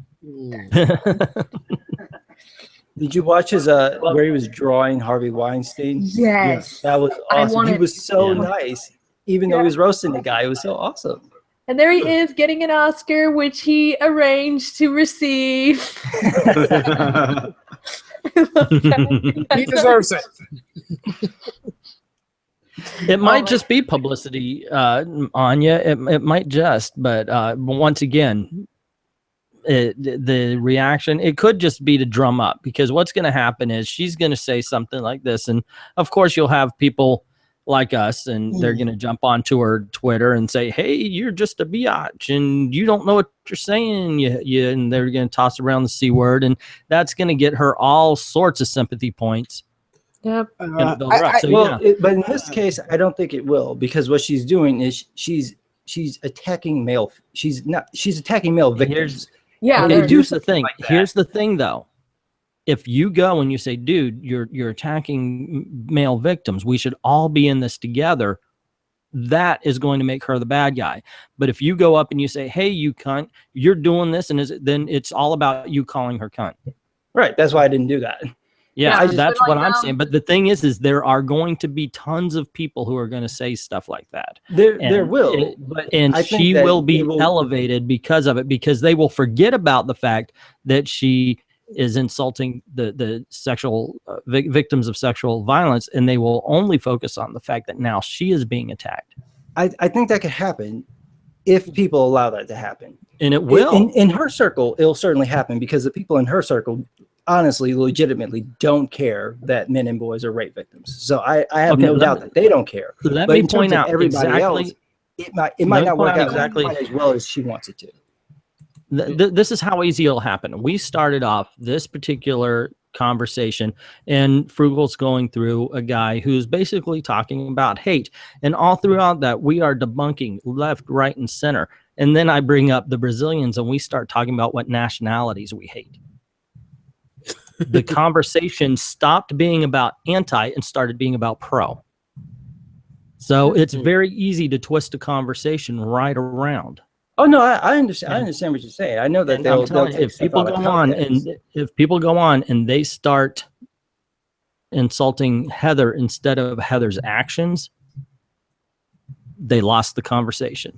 Well, that's why I think that you don't do that. I know that there are going to be people who do that, but I think if the majority of the folks who are making commentary about her, who are actually going to end up getting more notice, if they're the ones who are saying, hey, you're sitting here talking about male rape victims, that's not cool, you're an asshole for doing that, and you keep doing that, no matter how much she tries to play that off, is going to get to the right people. We may not be able to do that, but let this get over to someone like, say, Christopher Anderson from Male Survivor, and he finds out that there's a Marvel editor sitting here basically saying that it's okay to ignore male victims. He's going to put that on his Twitter feed, and that guy has not only just thousands of people who are following him, but thousands of people who are connected, who care about this issue. That will go to those folks. So even though it's not necessarily going to go viral, it'll get to the right people, and then she won't be doing that anymore. You know, I think it's a good that's kind of the point. step that you have to Everybody, I have. think in the comments, if you heard that, if you're not blocked by her and you can get that, or you have that screenshot, send them to people like that. Let's spread that around. Not to be mean to her and everything, but let's get this out so maybe she can learn too that, hey, you know, it's not just women there. Not all guys are bad. Well, if you look at the hashtag though, I was looking at it earlier today, and I couldn't help myself. I had to comment on some of them because there's like a couple of feminists that were on there that were just, you know, 95% of the rapists are men, 95% of this are men. And I was like, how is that helping anybody? You're sitting here and erasing an entire group of victims and erasing the fact that women commit rape too. Yeah, there's some This is the reason why men don't speak out, because it's meant to be a joke or something like that, which I've noticed from Marvel. They think it's funny when a guy gets raped, and it's disgusting. They do it in their, like, I can scream all day, but yeah, Dan Slott likes raping Peter Parker. Oh, well, that is true. No, and he's got those extra arms so he can get in, you know, for extra leverage. So 5 issues. No. Like I'm serious. In his books, he's written that in, and he thinks it's funny. And I'm like, this is disgusting. Well, right. I think that's for someone who's supposed to like Peter Parker as a character. That's supposed to be his favorite character. He's gone out of his way to ruin that character. I don't know why, but he has really gone out of his way. Like what he's doing with him now, he's completely emasculated him. Douglas Ernst said it best. Is like you're supposed to think of Peter. Peter thinks of himself as a loser, but you as the audience are never supposed to think of him as a loser, and that is exactly what you think of him as. That's the way that Dan Slott is writing him, and it's just an embarrassment. Well, Dan Slott is a moral relativist, and he just doesn't get the character, and he's created a character that's different in his vision of what he should be, and that's part of the problem. He's not heroic in any way whatsoever. The truth of the matter with Dan is that he might claim that he likes Peter Parker, but keep in mind he was the one who said that Peter is his own worst enemy. Yeah, and that his favorite villain is Peter Parker. That's the type of person who actually doesn't like Peter Parker. I think that probably from the very beginning, he's never liked Peter. He wants to write Spider-Man. He likes Spider-Man. He doesn't like Peter because Peter, for all intents and purposes, sucks at his job pretty much. He's not a perfect person. He makes mistakes and flaws and all this other stuff. And if he liked Spider-Man, he would understand that Peter is the most important part of Spider-Man. Well, that's the thing. I truly think he likes Spider-Man. He just doesn't understand the character. He really doesn't. At this point, I find that hard to believe that he actually even understands not just not understanding the character, but I think he may even deeper than that. I think that he may not like Peter because Peter is the type of person he wishes he could be, and he can't. Yeah. Ooh, yeah. That might be it. I notice this with a lot of these writers that when they go after characters, the characters that they usually want to write are characters that they either wish they could be but can't, or characters that represent something that everybody else likes. Like Nick Spencer went after Captain America because it's a character that even if you don't read the book, I've never met anybody who doesn't like Captain America. You might not want to read the book, but you like the character. I know at least one person who actually legitimately doesn't like the character, but that's beside the point. Really? Yeah, who did Captain America? Who one of my friends. That's they are wrong. I've talked to him about it, and he doesn't really have a legitimate reason that I can think of that he actually hates him. I don't know what his deal is with Cap, but for some reason he doesn't like the character. And show him taking a vampire's head off with his shield. That's a sell point every day. He'd probably still not like him. But, that's okay. You're not supposed to like every single character that exists. No, you can hate some. Yeah. But what I was meaning though is that these folks, they deliberately go after these types of characters. So you see this with other writers like Chip Zdarsky doing this with Spider-Man. He wishes he was funny, and Peter is known as a funny character. Chip's not funny, so what does he do? He ruins the character. Yeah, it's like I will destroy what I can't be rather than let someone else have it and let it be fun. I think that Marvel doesn't want him around. They just want to make him into a punching bag to laugh at. I don't know why, but that's Miles Morales.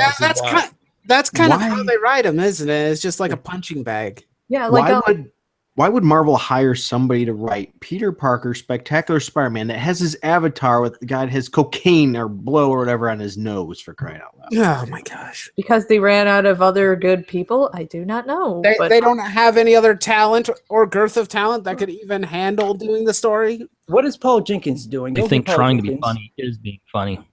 That's the big. He's the guy. He turned Spider-Man into the guy with a lampshade on his head, Basically, yeah. instead of the guy who makes fun of the guy with the lampshade on his head. I don't think they know how to make funny jokes anymore. I think it's like that what do people say, the left camp meme or something like that. But I think that they don't know how to make really good jokes. And it's really sad because there's tons of writers and comic book creators, men, women of any ethnicity or color or whatever, that can write some funny stuff, but they pick Chip out of every, like that's what I like to think of when I think of the Gabby Rivera. I'm like, there's 6 billion people in the world, and I know a ton in Mexico and have Hispanic descent that could do a great job and want to get into comics, and you pick her. It's obviously because they're cheap. theory about her, though. I think that book is either Marvel's so scared to fire her that they're just letting her do what she's doing, or she is the best Poe master ever of Poe's Law. Yeah. Where she is punking Marvel and writing the most ridiculous, extreme stuff that she can, knowing full well she doesn't believe any of it, because Marvel can't tell the difference, and they're just not willing to fire her. I think she's either playing them by using the fact that they're too scared to fire her, or playing them by just making them look like asses for writing this extreme stuff, because that's how bad it is. It's like you can't believe someone would actually do it. I feel sorry. Well, I think I wondered myself if they're afraid to fire her because of the diversity issue. I think that's because they flat out hired her for that. So if they fire her, then wouldn't it be for the same reasons? They would have to replace her. No, they can get away with it by just replacing her with a brand new ethnically diverse person, but they don't want to pay the money. There's but the problem is that isn't she the only lesbian Hispanic that's there? There's 6 billion people in the world. It's not hard to find another one. No, what I mean though is that if they fire her, then the hit that they're going to get from the left is you fired the one Hispanic lesbian that you had at your company. So then you hire another lesbian Hispanic. It's not like they'll accuse them. They'll ironically accuse Marvel of playing like tokenism. Yeah, or something like that. They'll throw that right back listen to the guy who actually has a race card to play. You know what he's talking about. I swear to God, it's so funny to watch. They did this to Brian Michael Bendis with Riri Williams. He announced the character. They were praising him. I don't remember the exact day it happened. I just want to say it was a Thursday, so that's what we're going to go with. Yeah. On a Thursday, they announced it. They're giving him so much praise. Oh my God, the new Iron Man is going to be a girl. It's going to be a woman. It's going to be Riri Williams.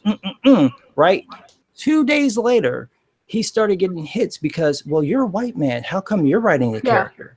I was upset. I mean, I don't want her to exist, but I felt it was really offensive that people were saying that. And I saw it in my feeds, my Facebook feeds with other people like, yeah, it would have been better if it was a woman. It's like he made that character.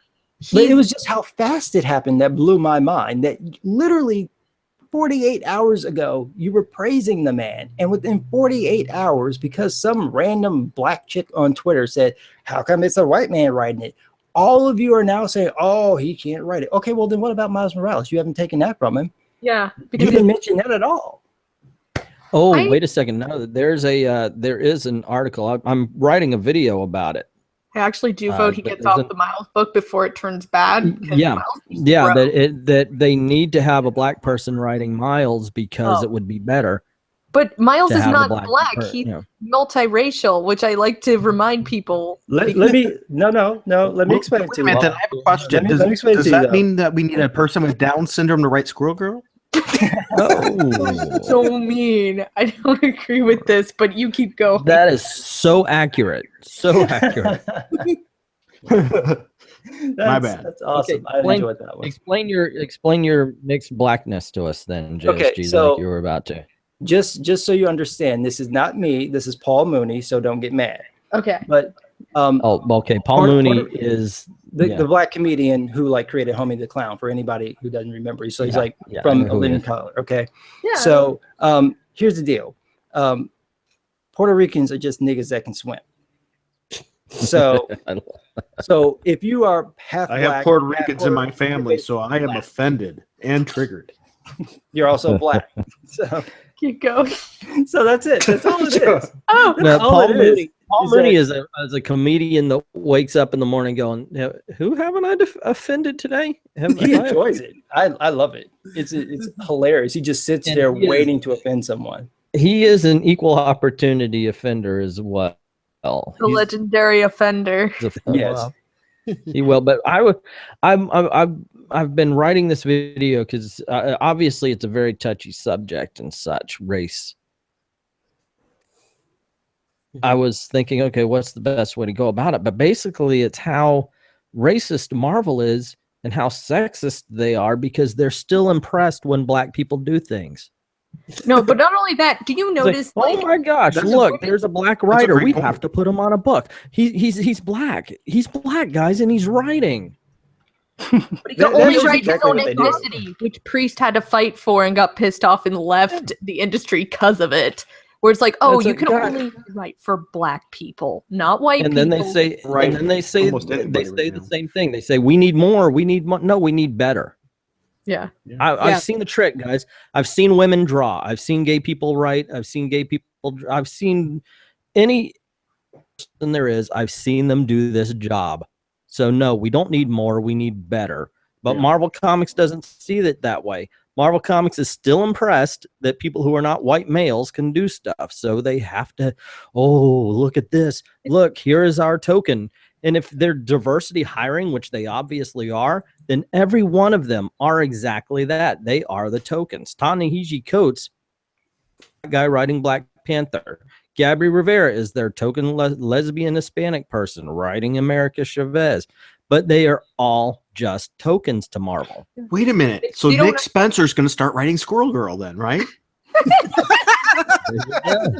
High five on that one. I think that's a match made in heaven. Good job. Yeah, the issue is though with this kind of stuff as well is that I like to point this out that whenever they look at all these women that they've hired, they're all in assistant editor positions. And obviously, nobody's going to give up their positions to let this woman be the editor. It's obviously just for show. So I always wanted to make a little comic about that where Marvel's all like, look how diverse we are. Look, we've hired all these women to be assistant editors. Just assistants? Yes, just assistants. And then one of them pretty much goes up and goes, can I have a raise, Lisa? Lisa, may I have a raise? No, and it's like, get back into your cellar. Pretty much Nashi, I don't know if I'm saying that right. Sorry if I'm not. Ta-Nehisi Coates is not African, and there you go. Black Panther is an African character. I would think it's African character, but he's African royalty. So if not African royalty, then he is not representing properly, and therefore shall not be. They actually have to hire an African prince. Well, those Nigerians are always sending all those little mass letters out. You should just be able to get one of them. Guys, this guy's got a ton of money. I do want to bring up a point that this might now be a good time to open it up for if anybody in the live chat has questions. We haven't been ignoring you. We just had some topics we wanted to discuss. So if you have questions, fire them out now. It'd probably be a good time. What you just said is about Marvel. Wouldn't that equate to exoticism? I guess so. I mean, it's obviously that, as a matter of fact. Antos doesn't have potential. Her skin is too thin to be a full editor. Well, that's the other weird thing about this is that all these folks who are in these positions of power, they are the most thin-skinned people you have ever met.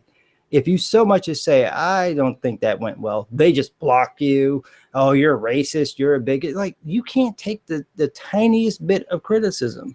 Nope. It didn't work. That's not my fault. You wrote the book. First of all, none of these people who are editors should still have their jobs. Nope. Because these books are so badly put together. When you're having typos, not one or two, but every book where it's a thing was hey, you got through one book without a typo. That's a problem. I think they shouldn't have their jobs for one reason. It's the first writer is to do no damage. This is not your character. It's barely Marvel's character because let's take Dan Slott these days, who thinks he owns Spider-Man at this point. Yep. Spider-Man belongs to the world. There is a core to Peter Parker. And when you destroy that core, you destroy the character. Well, And they Dan don't. They don't Slott get has it. done that. They don't Can I get it. ask They you don't a understand question? that. I love comics. So, Engeltine, are you the type of person that has the preference, the mentality and theory that says you get the character and you can play around with them, but you're supposed to reset them to the factory reset before you end your run? That's not necessarily, that doesn't have to happen. Okay. In all honesty, you can affect permanent change, but it cannot to be to the core of the character. Like Batman will always, his central core will always be about family. I mean, everybody thinks it's vengeance, but he saw his parents get killed and he wants to make sure it never happens to anybody else or to as few people as he can possibly make. So you're saying you wouldn't bring his parents back? Never, because that breaks his motivation. Superman now, does anybody buy the Oz story that's going on? Yes. I mean, buy all no, the I mean buy it. Man. No, not buy, purchase. You accept it. I totally get this. It's Dr. Manhattan or whatever. This is an alternate universe version of because it's got Oz. I'm thinking Ozymandias connection. Yeah. What's going on? It was like, the point being is, if they bring back so many Kryptons, he's last. So they really have to make sure before, and they retconned it because it was such a mess. Yeah, because it became a mess, and then they're kind of doing it again. It's okay Once if again, too, but you have to keep the core of the character the same. You can change them permanently. Beliefs, as you said the other day, Frugal, Spider-Man should always be about responsibility. Mm-hmm. Well, I was just playing devil's advocate. I believe it. I try to look at different perspectives. He's been irresponsible but even since forever now. When he started. But it's part of who he is as a character, though, and that's one of the things that kind of irritated me about this most recent take on Spider-Man with the last issue, is that it's the complete opposite of who this character has always been. And I'm going back to this Douglas Ernst video that he did about it, because I thought he made a good point, was that Peter has always been the kind of person where when he got down and out, he would fight. And that's what made that one issue where it's like Peter Parker, Spider-Man no more. That's what made that so powerful, because that's not who he is. He would not quit being Spider-Man. So for him to have been pushed to the point to go, I don't want to do this anymore, you're like, what happened to him?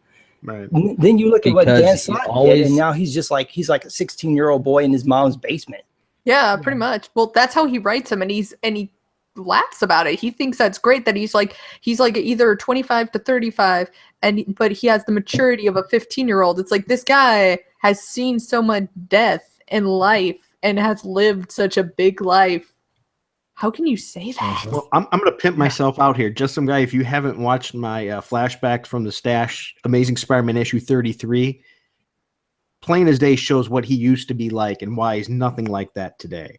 It reminds me of when Bendis, he can write when he wants to. The Generation Spider-Man book that was apparently really moving and stuff, where it showcased this when he's about to quit being Spider-Man or something like that, and it was Miles realizing all the stuff that Peter has had to go through and deal with, and I thought that was an ironic issue just because it highlighted the fact that Miles Morales has none of that in his background. Yeah, henceforth why Bendis was showing that off as well. He's like, look at this. This is what this guy had to give up. And finally, it's one character that finally gets to see it. Everybody else, nobody gets to see it. It's like, I have the perfect life, and I could totally be better than this character and not understand them at all. But that was a weird issue, though, because his whole point, Marvel's whole point has been trying to get over Miles Morales. This is one of the reasons I think they let Dan Slott do what he's doing, because they're trying to get people to stop liking Peter so that they can just move Miles Morales into that position. It ain't they tried to do with Captain America. Right, but he's such an iconic character, it doesn't work. It doesn't. I would put Spider-Man on the same level as like Batman and Superman, and I would put them on the same level in terms of just cultural identifiability. That's not a good word. Identity. I'll come up with a word later on. He's like Jesus. There are things that you can do with Jesus. You don't turn Jesus into a villain. No one's going to accept that. I don't care how much of an atheist you are like me. If you show me a villainous Jesus, I'm going to be like, what's wrong with you? That's not the character. That's not who he is. So this is the same thing. It's like there's a level to how much you can mess with these characters. And once they've hit that point, you can't change them. You can never make anybody else Batman Batman is always Bruce Wayne. You can never make anybody else Superman. It's always going to be Clark Kent. You can't make anyone else Spider-Man. It's always going to be Peter. That's the level of icon that he's reached. You can't do it. So their only option is to make you not like the character, but that doesn't work either because the other character that's trying to replace him has absolutely nothing to him. Yeah. Yeah. I mean, out of all of them, Miles does have some hope and so forth, but it's like as well, the problem was as well, like he went to this world and you have to question, why are you Spider-Man still? Because in the original world, he never wanted to be Spider-Man. He did it out of what he felt to be obligation. Peter was his Uncle Ben that died, and he researched Spider-Man and realized this guy was in high school and he gave up everything to protect the city. I have to continue doing it. Yeah. That was it. That was the reason he did it. And I said a long time ago, and I will repeat myself because I'm old and that's what we do. But these days, the Marvel writers and some of the DC has, sometimes it sneaks in there, decide that they're going to write themselves rather than the character. They don't know the character's voice. There's no history of Steve Rogers to Nick Spencer. Nick Spencer wanted Sam Wilson as Captain America. There's no history of Sam Wilson. The Falcon didn't matter to him. He wanted a black Captain America. So he had Captain America quit, Captain America quit before. And you know what? It was wrong then, it's wrong now. Because he should always be a constitutionalist. He should always see the country as the people are the country, not the government. Right. But when the government lets him down, I quit. No, that comes from somebody who sees the government as the country. Or when they say, well, it should belong to the people, let's give power to the government. And that's why I never appreciated whenever Marvel would write Captain America quitting. Steve Rogers should never quit because his core is the Constitution. His core should always be following an individualism. And that is something the writers today, they don't see that. They write their own politics. No matter who the character is, they want to make sure they get their message out there. I have a soapbox. I should, because I have a responsibility to tell people how to think. Well, this is what blogs are for. This is what YouTube channels are for. Right. If they want to do that. Yeah, that's why we're there. That's why we do what we do. When I just want to throw this in real quick is that when I write stories and I want to talk about certain issues, I make it a point that whenever I'm talking about the side that I would disagree with, that I make them as multidimensional as I can possibly make them. It's not because I agree with them. It's because when I have someone read that story, I don't want them to think, oh, I'm telling you what your opinion should be about them. I want you to reach your own opinion. So the way that I approach it is kind of like Game of Thrones, where I write the characters in as ambiguous a way as I possibly can. And then you decide whether you like this person. There's obviously a story I'm telling. So there's a protagonist, there's an antagonist, there's a direction that's going in. But it should never be, the author telling you this is what you should think. It should be the reader coming to that conclusion themselves. And if you're a really, really talented writer, which I'm nowhere near being, you'll actually be able to get them to reach the conclusion you want them to reach by allowing them to do it on their own. Right. But if you're bad at it, then what you do is like, this is the opinion you should have. And if you don't have it, you're racist. And, well, then you get Nick Spencer. Yeah. I got two things I'd like to mention. One is good job in the live chat, guys. I really appreciate you, even though you're having different opinions, you're voicing them in nice ways with each other. And there was a question that was asked by Joshua Dotree there. I'm pulling up. This is question for the group. Any of you know of a widespread rebranding that worked in comics to make a comparison? The animated Transformers films was designed to replace all the old characters for the new toy line that was obviously rejected far and wide.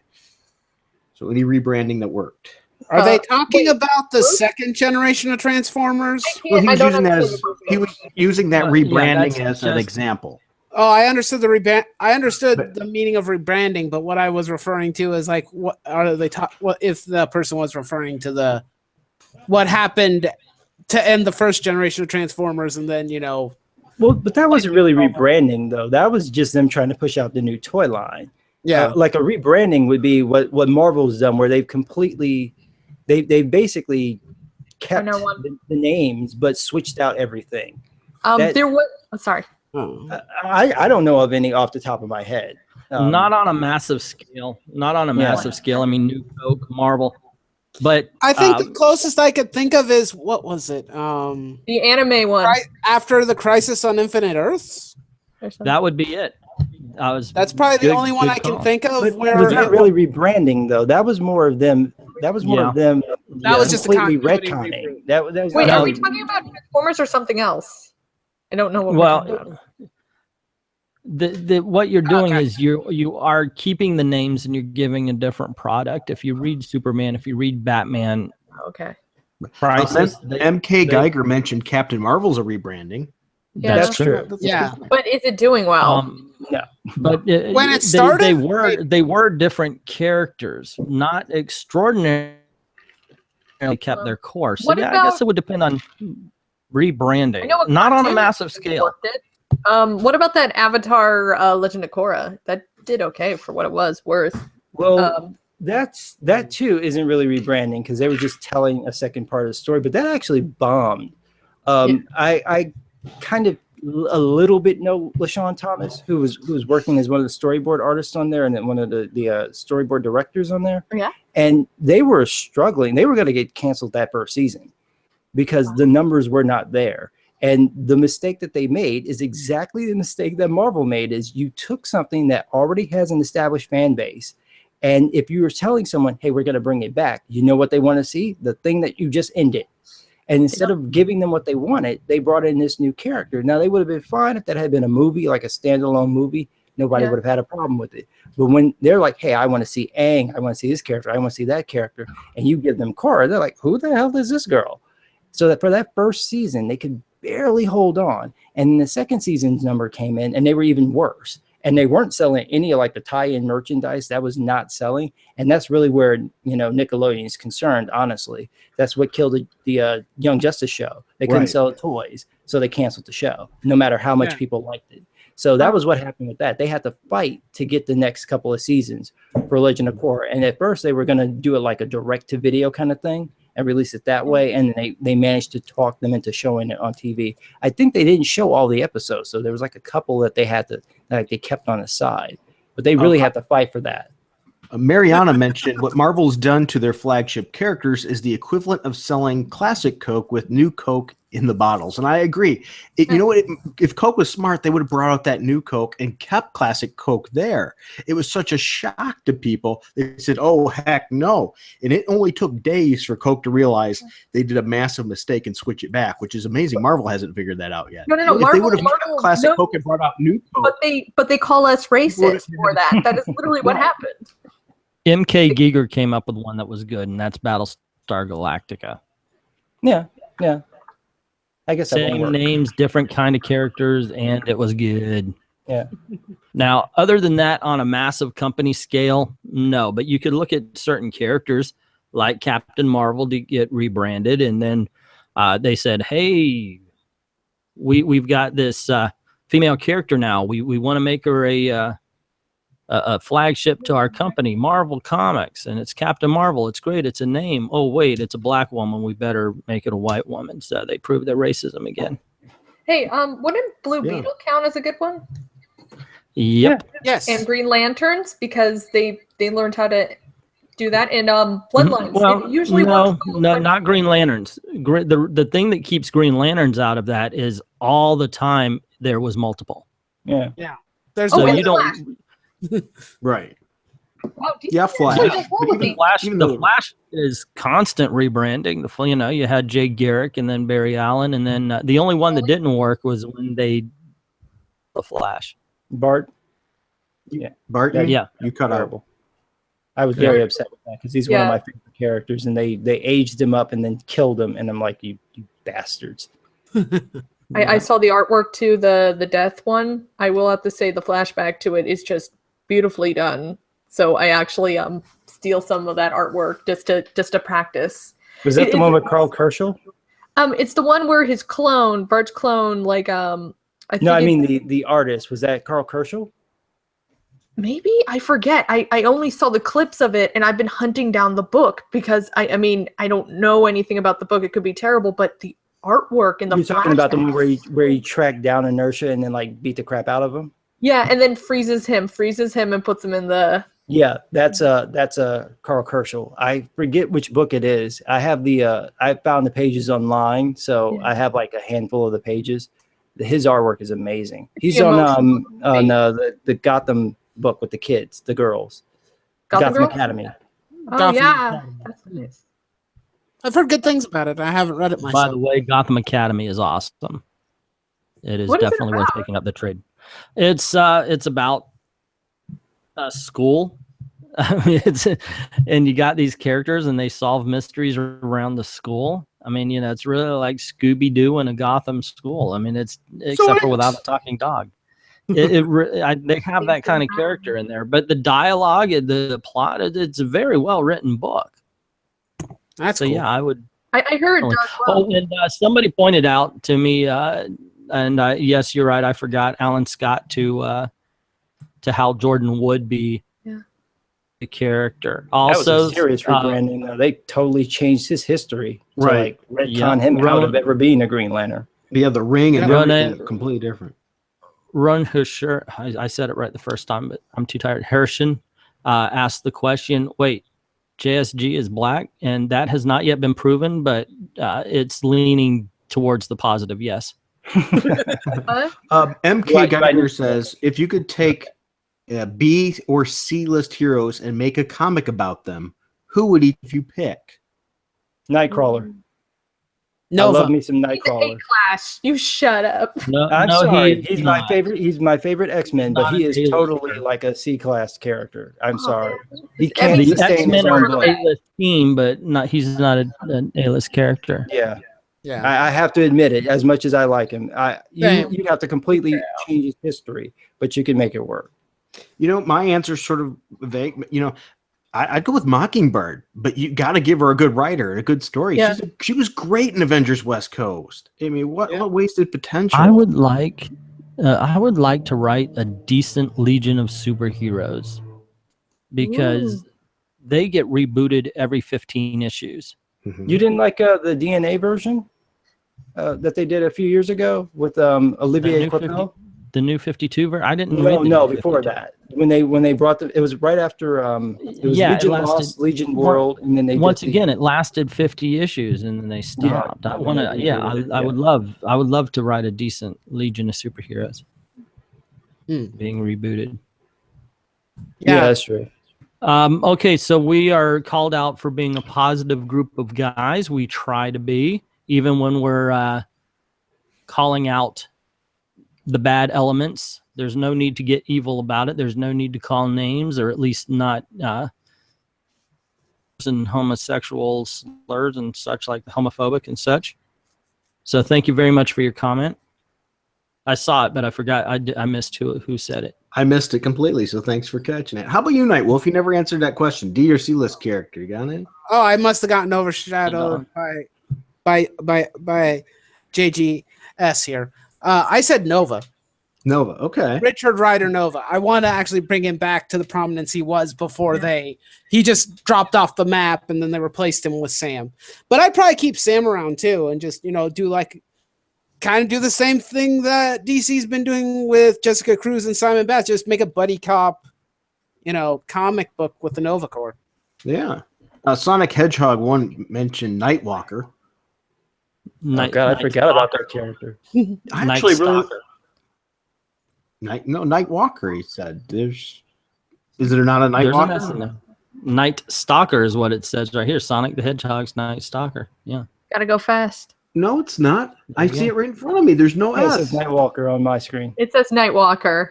Ha, old man. I saw a different. I squinted and looked to see that. No. Here's the thing. He first said Night Stalker and then he said Nightwalker. That's the problem. I saw it.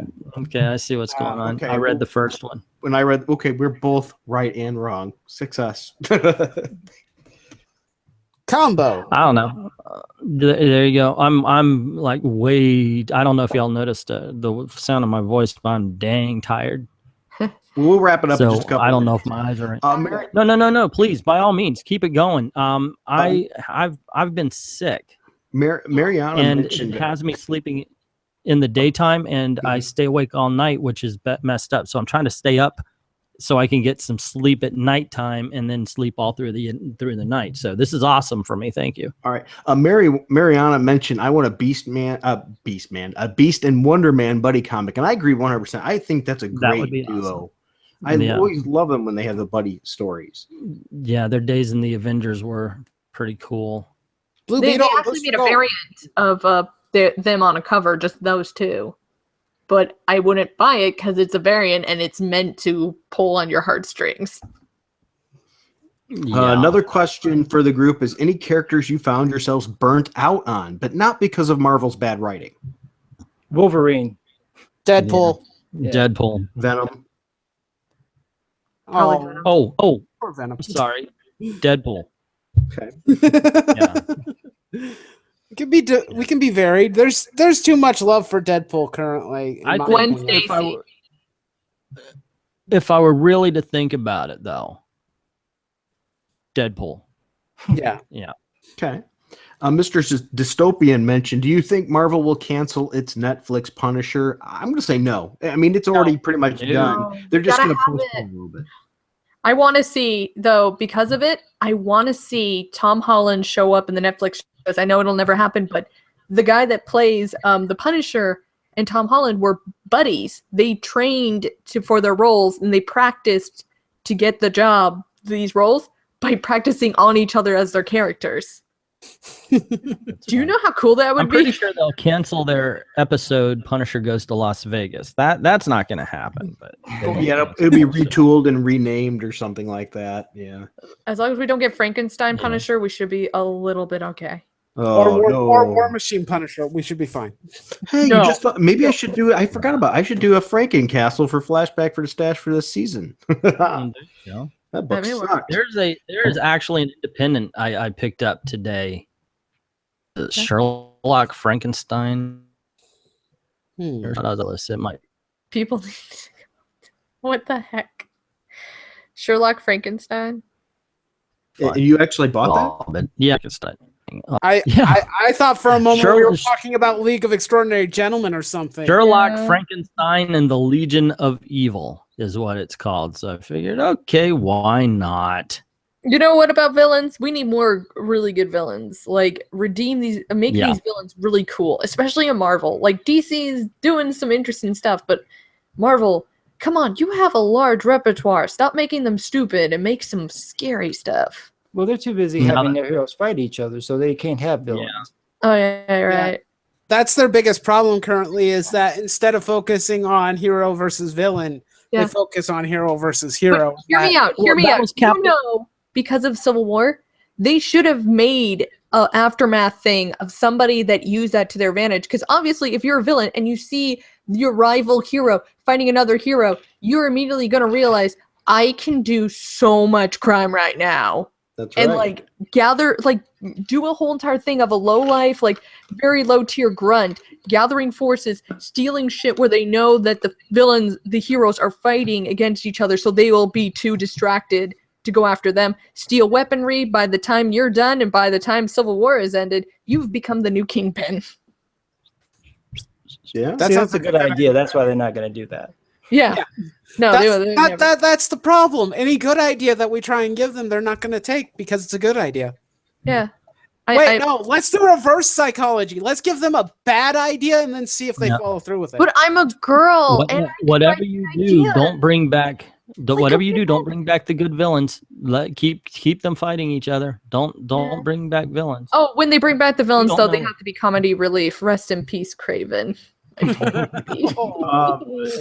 I cannot Horrible pronounce. villain. Should have never been brought back ever. Let's just make him into a comedy relief for Squirrel Girl to go and fight.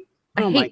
Ugh. They did that. Oh my! They did that. Yeah. He fights in like the first 3 episodes is fighting Craven, who is stupid, and he like goes chasing after space whales in the end. It's like R.I.P. Sergey. R.I.P. We'll miss you, buddy. I can't say this name. Noj Sorlak. It says any long time canceled books you would like back, like Alien Legion. Impulse. I want my Impulse comic back. Damn it. I like me some Bart Red Allen. I Robin? know he's not a favorite character of everybody, but I like me some Bart Allen, and I was very upset when that book got canceled, especially because I had a hard time finding the damn book. None of the places I was going to had the book in stock. I finally found it at Graham Crackers like 8 months after I started buying the book. Canceled. Wow. Didn't Ethan Van Sciver work on that book? Yeah, he did for like a long time. He's really good. Yeah, it was going to get canceled earlier, and then they got it to get extended some for like another 20 issues. A title from the 80s called Strike Force Morituri. Yes. And it's about, for those who are too young to remember, it is about an alien invasion on Earth, and they're far more powerful than your average human. So the humans create a force of superhumans. And the problem, though, is the serum that gives them their powers burns their bodies. So they have up to a year to live. It was very...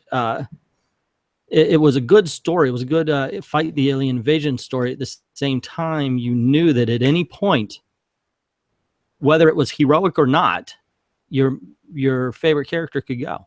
Yep. That's cool. It created a lot of tension and drama and such. For an 80s book, it was pretty darn good. I appreciated that one. Yeah. So that would be my choice. Either that or Captain Carrot and the Zoo Crew. You know, I'd like a good Heroes for Hire book again. You know, Ooh, Dial H for Hero. Yeah, that'd be good too. I read that as a kid. Nice. Yeah, that's a good title. Also, I mean, it was just that was an excellent miniseries. It was just called Hero, and the one that you read. But yeah, I would bring that back.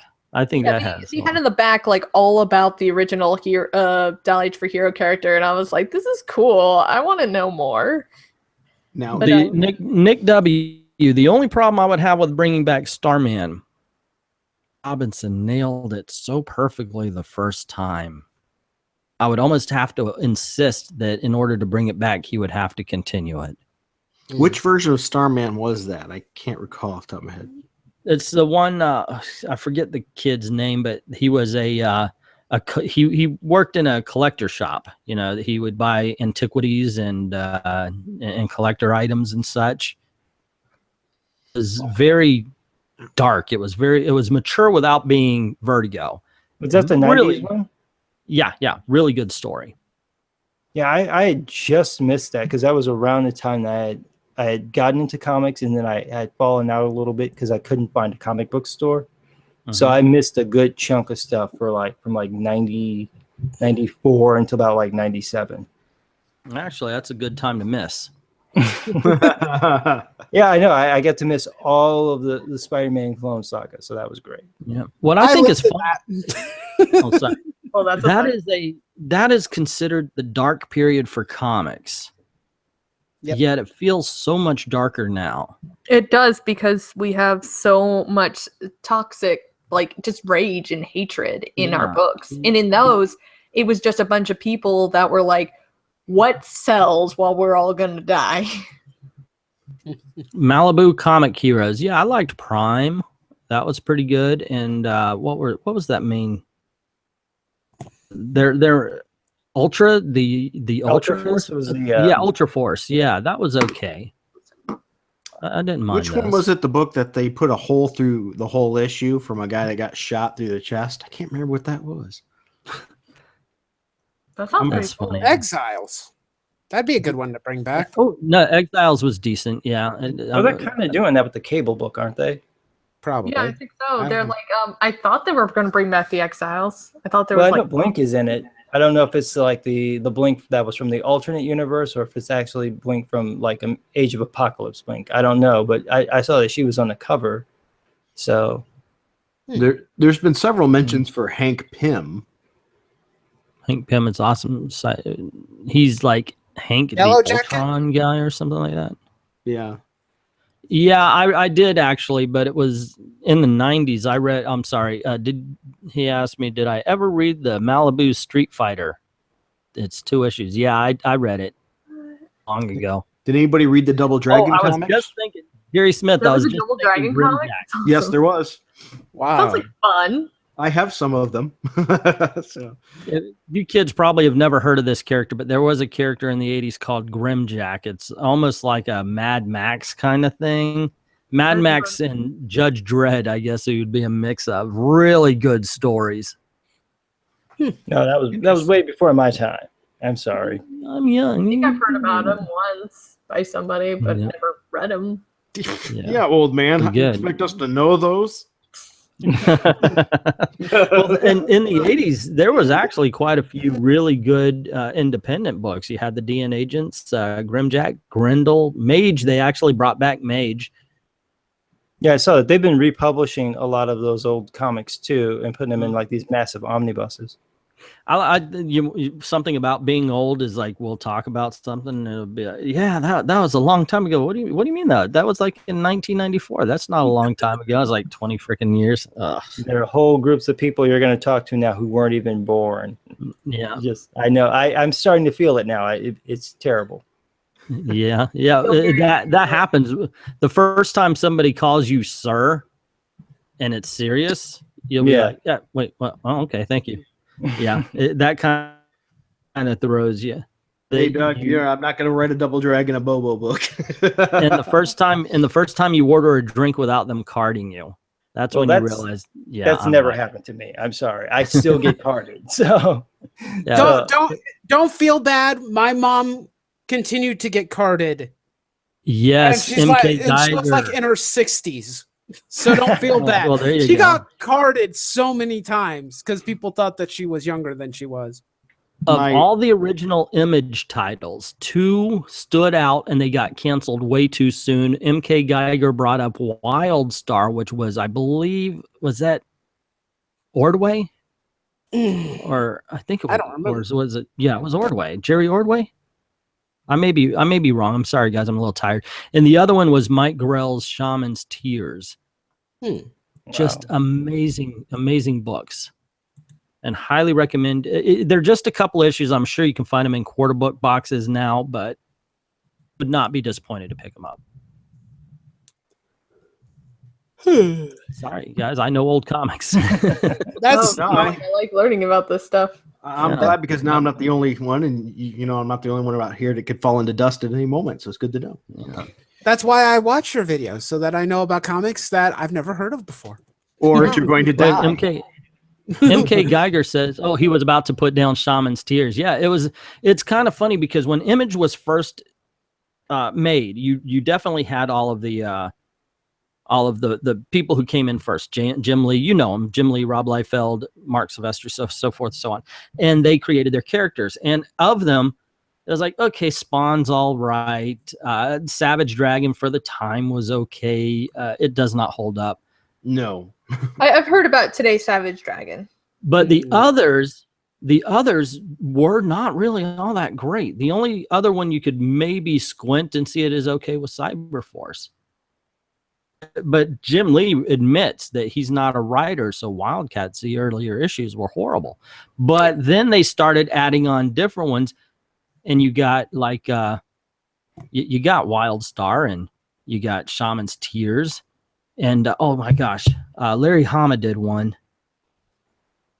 Oh my, I'm sorry guys, I cannot remember it for the life of me, but he did one, and they were all like top tier. But they couldn't get published because the main guys kept being late with their deadlines, and their books kept getting pushed back and pushed back and pushed back. So all the new ones failed because they would never be in the stores on time. And so the second wave of Image comics were pretty damn good, but they got buried beneath the crap that like Liefeld was creating, because Liefeld would hire people to draw in his style. And that's why all of them look the same. Yeah, that I do remember, because I wasn't that into the Image books, but I do remember at least hearing about that he was doing that. Guys, I just want to give a quick shout out here too. I believe it or not, I just got this popped up from Bleeding Cool. So I apologize on there, but just bear with me here. It says Spike Valentine, a new writer for Marvel Comics. This is Spike Valentine, otherwise known as Enrique. He's a script doctor, music journalist, radio host living and working in Mexico. He looks like he got his first gig writing comics for Marvel Comics. Woo! Okay, here is the call to arms. Who has a YouTube channel? This is our boy Spike. He's in our group, man. We got to make a video saying congratulations, Spike. Yes. Oh, that's a good idea. Yeah. You know, just put it up on your channel. It might not get a whole ton of views, but dude, it's a tribute thing. I put that call to arms out there. I'm gonna do one myself, as a matter of fact. We're keeping it secret from us. It's all being he's a good guy. You know, if you don't know him yet, but definitely deserves it, and congratulations to him. He has a channel too. Yeah, he does. Yep. I've shared, so hopefully he goes. So that's really cool. He's knowledgeable, a great guy, always kind. Yeah, absolutely. Mm-hmm. What book? Sorry, I talk. What book is he going to? Does it have? Or is that not known yet? Do not know yet. I hope he makes his own stuff. Okay. Like they let him have control. I think he would be good on a book like you were talking about earlier, about a horror book. Mm-hmm. He should That do would Blade. be cool. There we Bring go. back Blade. We need him. Hey, they should take away America from Gabby. He actually speaks Spanish. Wouldn't that be awesome if he turned around and everybody liked it? It would be awesome Yep, because that you would have a be. character you could work with. You just gotta give it to a writer who knows what they're doing. I'm waiting for that day when I read America and it's like I have nothing. It's good. that would be awesome. It'll be like the ancient prophecy has just commenced. The prophecy was fulfilled. So somebody. And on that day, there was great rejoicing. You can find his Twitter with @Spike_Valentine, just so you know, in case you were looking. And I'm sure he's not hard to find on YouTube. I don't know his YouTube off the top of my head, but I do subscribe to him, so shouldn't be hard to find. Mm-hmm. Honestly, it's hard to go wrong with something like America, and yet they did horribly. Well, it's not about America. And it's about a lady who is obviously got dumped and she wants revenge, like BoJack Horseman in that one episode. That is literally if you what want to Netflix see writes. if you want to see Melissa, if you want to see America done right, watch my videos for issues 1 through 5. Definitely, I think I did 6. So yeah, I believe you did. You'll see so America well done right. that I changed my issue 6 review. The one I'm more proud of is number 5 though. That I watched that and I'm like, oh wow, that's funny. I don't remember saying that. I'm telling you, a lot. The way I do those, except for when I think, oh, that's a good music cue, it comes right out. And if I think like music would go here, that's the only time I really think about it. Otherwise, I'm sitting there reading it into the microphone for the first, maybe second time, coming up with the jokes. Nightwolf, didn't you do one too of America? I think you did a really good one of America as well. I've never done a review on America. You haven't? No. Maybe, okay, maybe it's Angleteens than I was thinking then. All right. Yeah, it was probably his. Yeah, it was a good fight. I don't read crappy comic books. You should know this by now. Yeah, me too. I ignore them. I watch your guys' reviews and then laugh at how stupid they are. We read them so you don't have to. Yeah, Exactly. Right. we appreciate that. Yeah. Yes, we Hey, do. Wes, what's up? Oh, by the way, Wes last night took over after Nerd and Moriasha left and did very well. Thank you very much. I finished watching that. So, Let's see. anybody else got any questions in the chat? Yeah, you guys ask us some questions, or I'm going to pass out. So, Yeah, if not, we'll wrap it up. Melissa Morg. But I have the same problem with them that I do a lot of these. Feels like you guys are spending more time on details, not enough time on the big picture. You could say we missed the forest for the trees. But then again, if the trees are all rotted, how healthy is the forest? Mm. Yeah, and it spreads like a plague. Yep. Mm-hmm. It's like throwing in a bad tomato and a bag But- of good tomatoes. But here's the thing. Okay, Melissa, please explain us the big picture. What is going on in order to write horrible books? What is the bigger picture with the horrible books? Maybe she has an explanation from talking to Kwanzaa, because he seemed to have an answer, and his answer was just as moronic as his book. Oh So- my gosh, yeah, I I heard think that. we And by the need way, yes, let me give you a verbal high five for your black reviews. Thank you. Actually, I did on one of our live streams. I told everybody if they saw DNC's and they liked it, go to yours, Doug because has a if question. DNC, All I'm sorry, you said there was a question? Yeah, Yeah. Doug has a question for us. He's wondering if how does hiring Spike change the equation with pretty much everything? And I have to say I don't think it does, but it does mean that somebody that does like he's very vocal about his opposition against a lot of the stuff that's happening in Marvel. So if they're willing to hire him for it to write something that could be a change in things, that they're trying to change management and so forth. I just hope they don't screw him over.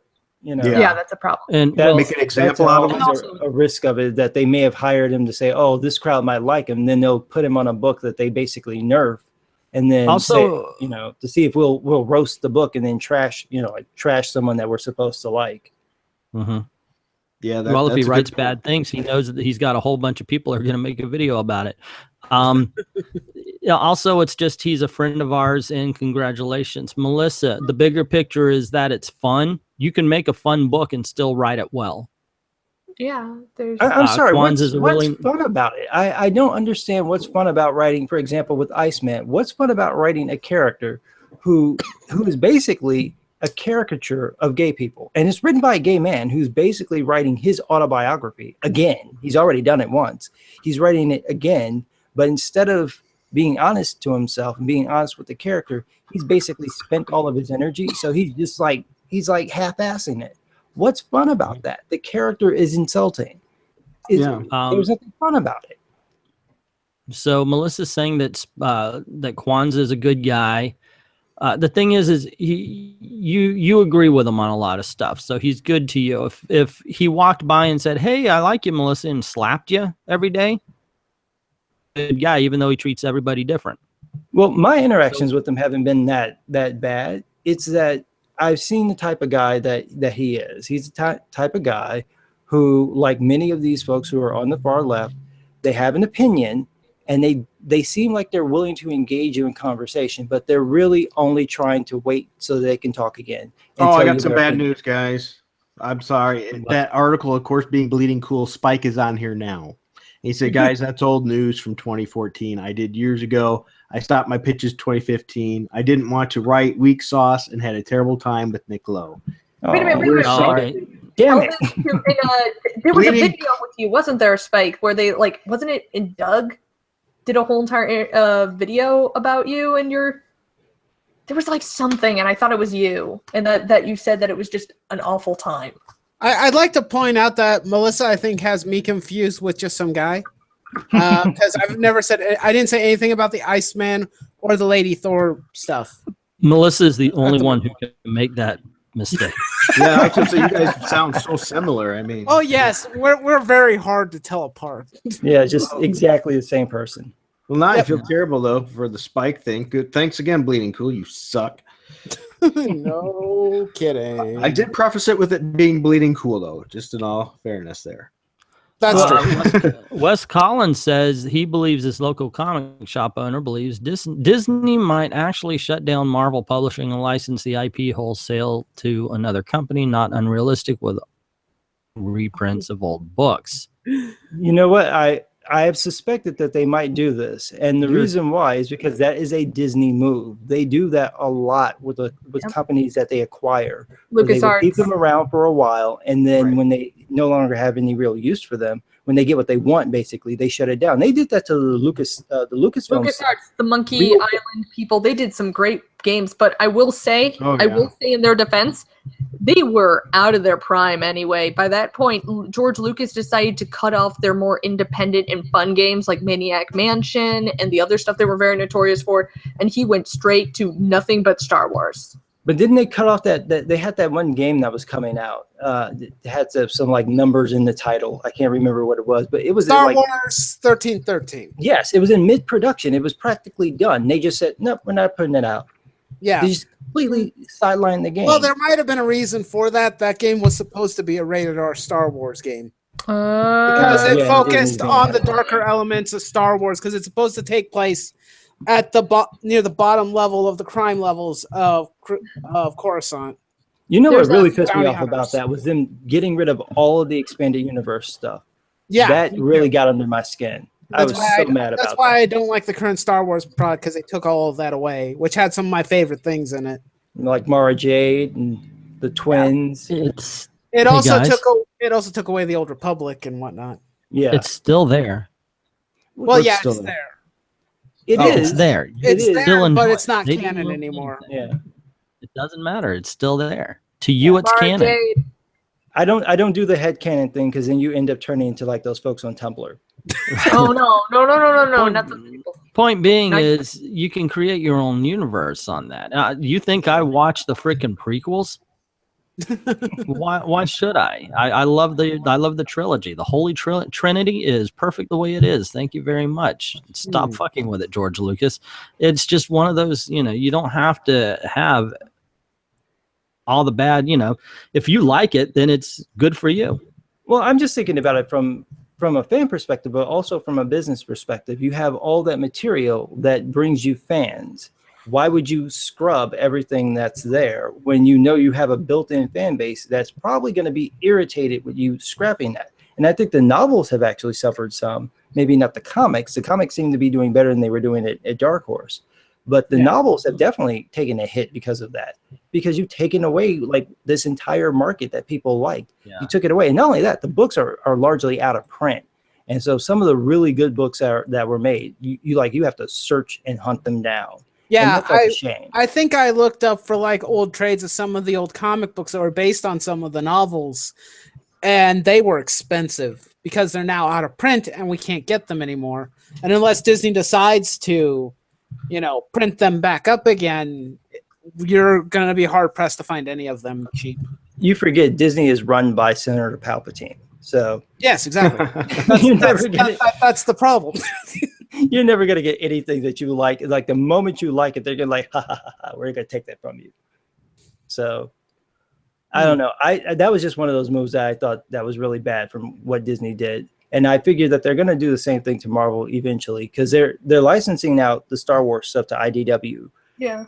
How long is it going to take them before they start doing this on a larger scale? Do you think that Star Wars thing was like a warning to the comics that it's like, you better fix your shit? Because it seems more like there is no way somebody could be this stupid and run a company. But they're not really Marvel doesn't really control the Star Wars in that much. They write the books, but Disney gets to come in and like fiddle with it. So I don't know. It's so much that as they're saying, hey, well, you guys, maybe you have too much to handle. We'll just tuck it over there. It may just be competition to see if they don't put a Marvel label on it, will it sell as well? And if it does, then you might see them moving more and more books that way. But the thing is, people applaud the IDW ones, and if they wanted to sell even more, I would have just went with Dark Horse, which are praised for making some of the better ones.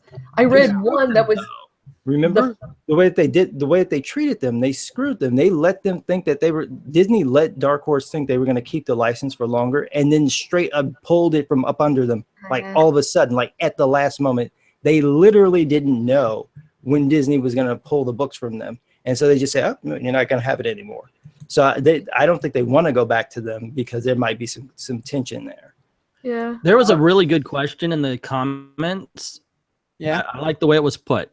Build an Avengers team, but everybody pick one hero.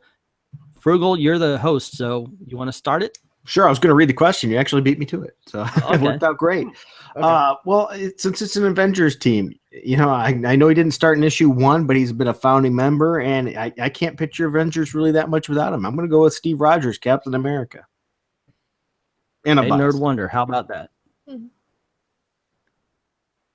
Who's next? Nerd? Oh, I didn't know you were asking me. Like a specific Avenger or make our own Avengers? We're making our own Avengers team, I guess. We Yeah, are. any Marvel character to be on the Avengers. Yeah. I know this is gonna sound a little bit weird, but I think Storm would be a fun Avenger. Because I mean she's a wise she's incredibly wise. She's seen a lot of experiences. She is a great source of heart. Like if Charles Xavier wasn't around, she would probably be running the X-Men if it wasn't for management preferring other characters. Like I think she would be a cool fit.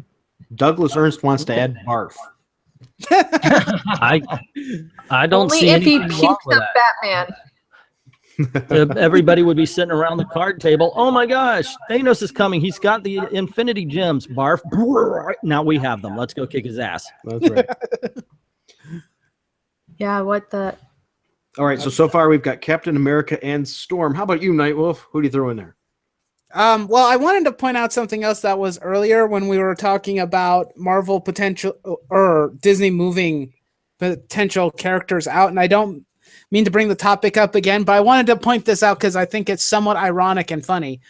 There was that point in time when DC was so bad that they were actually entertaining the idea of selling all of their most popular characters to Marvel. Mm-hmm. That is And now we've gone full circle and it's in the complete opposite direction. Yes, So that is the perfect Avenger that I would pick. I would pick Goku. Goku. Kidding. Come on. wait. You don't even pick Marvel? I take it back. I choose Batman. Okay, Pick some shit up. if I was being serious, okay, who would I want?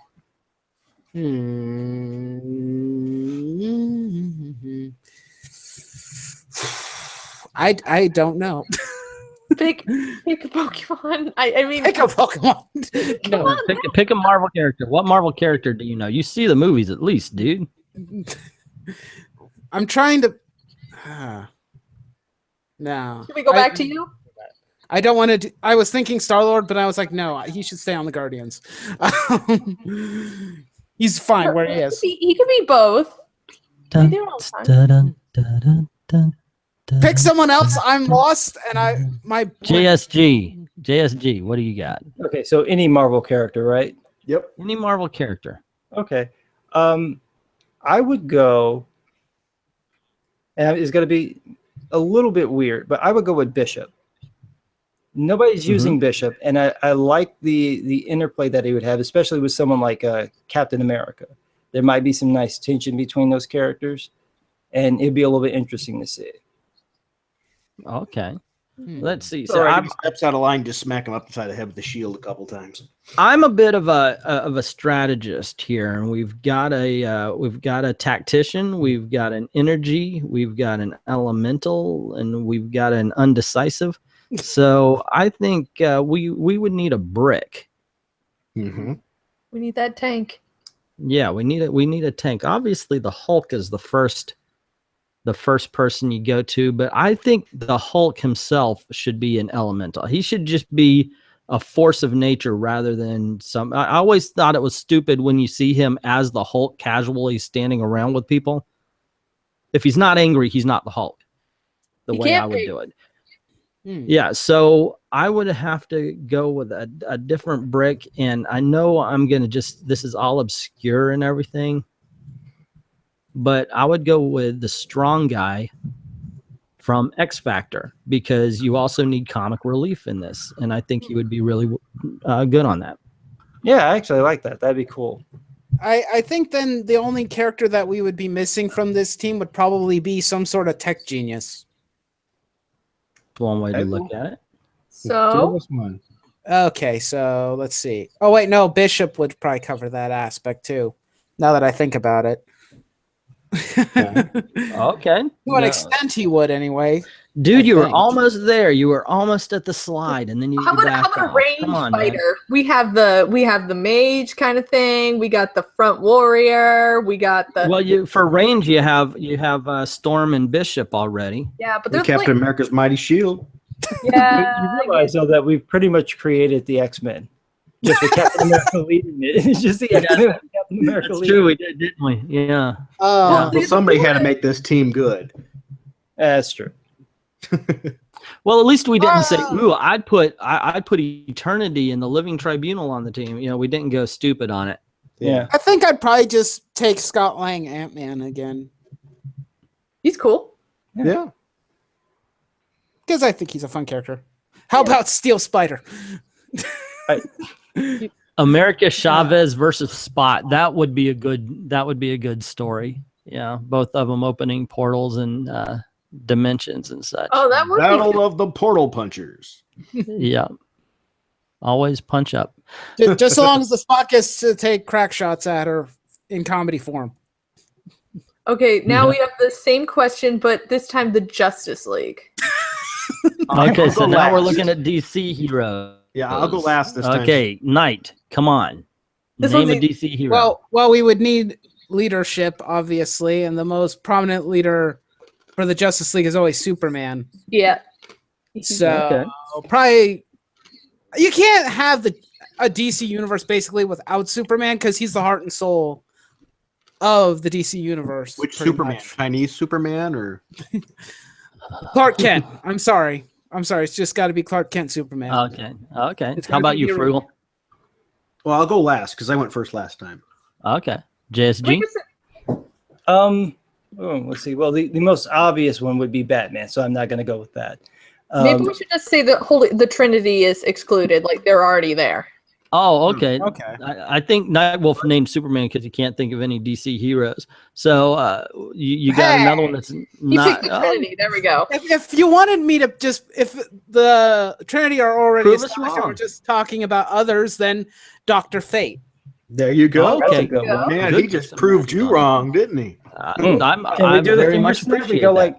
like, there you go. What? I picked Or do Dr. the neck Fate roll because with I helmet like on. him. Say again. JSG. No, I said we should get Riri Williams so she can do the neck roll with her helmet on. Oh. Yeah. Yeah. So is it my turn? But yeah. Yep. Let's see. I like to go with someone who's a Golden Age character. Mm-hmm. Just to throw it out a little bit. So I would go with the original Green Lantern, Alan Scott. Okay, some Alan Cool. Scott action. Yeah, That's cool. and not the Miss one from Nerd? Earth 2 where they really weirded him out recently. Like the Yeah, they original made Alan him. Scott. Yeah.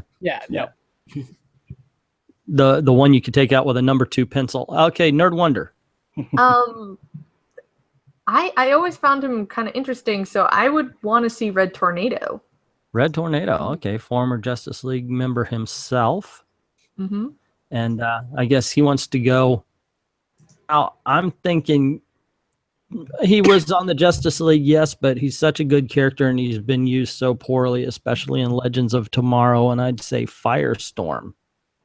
Which Firestorm? Ronnie Raymond and Professor Stein. Okay, I was just making sure. Yeah. Yeah, the one that actually does change one element into the other. Right. Yeah. And by the way, I guess Professor Stein will be leaving the series. Yeah, he got tired. He wants to go do a play. So Oh my goodness. Okay. I saw him in the Orville.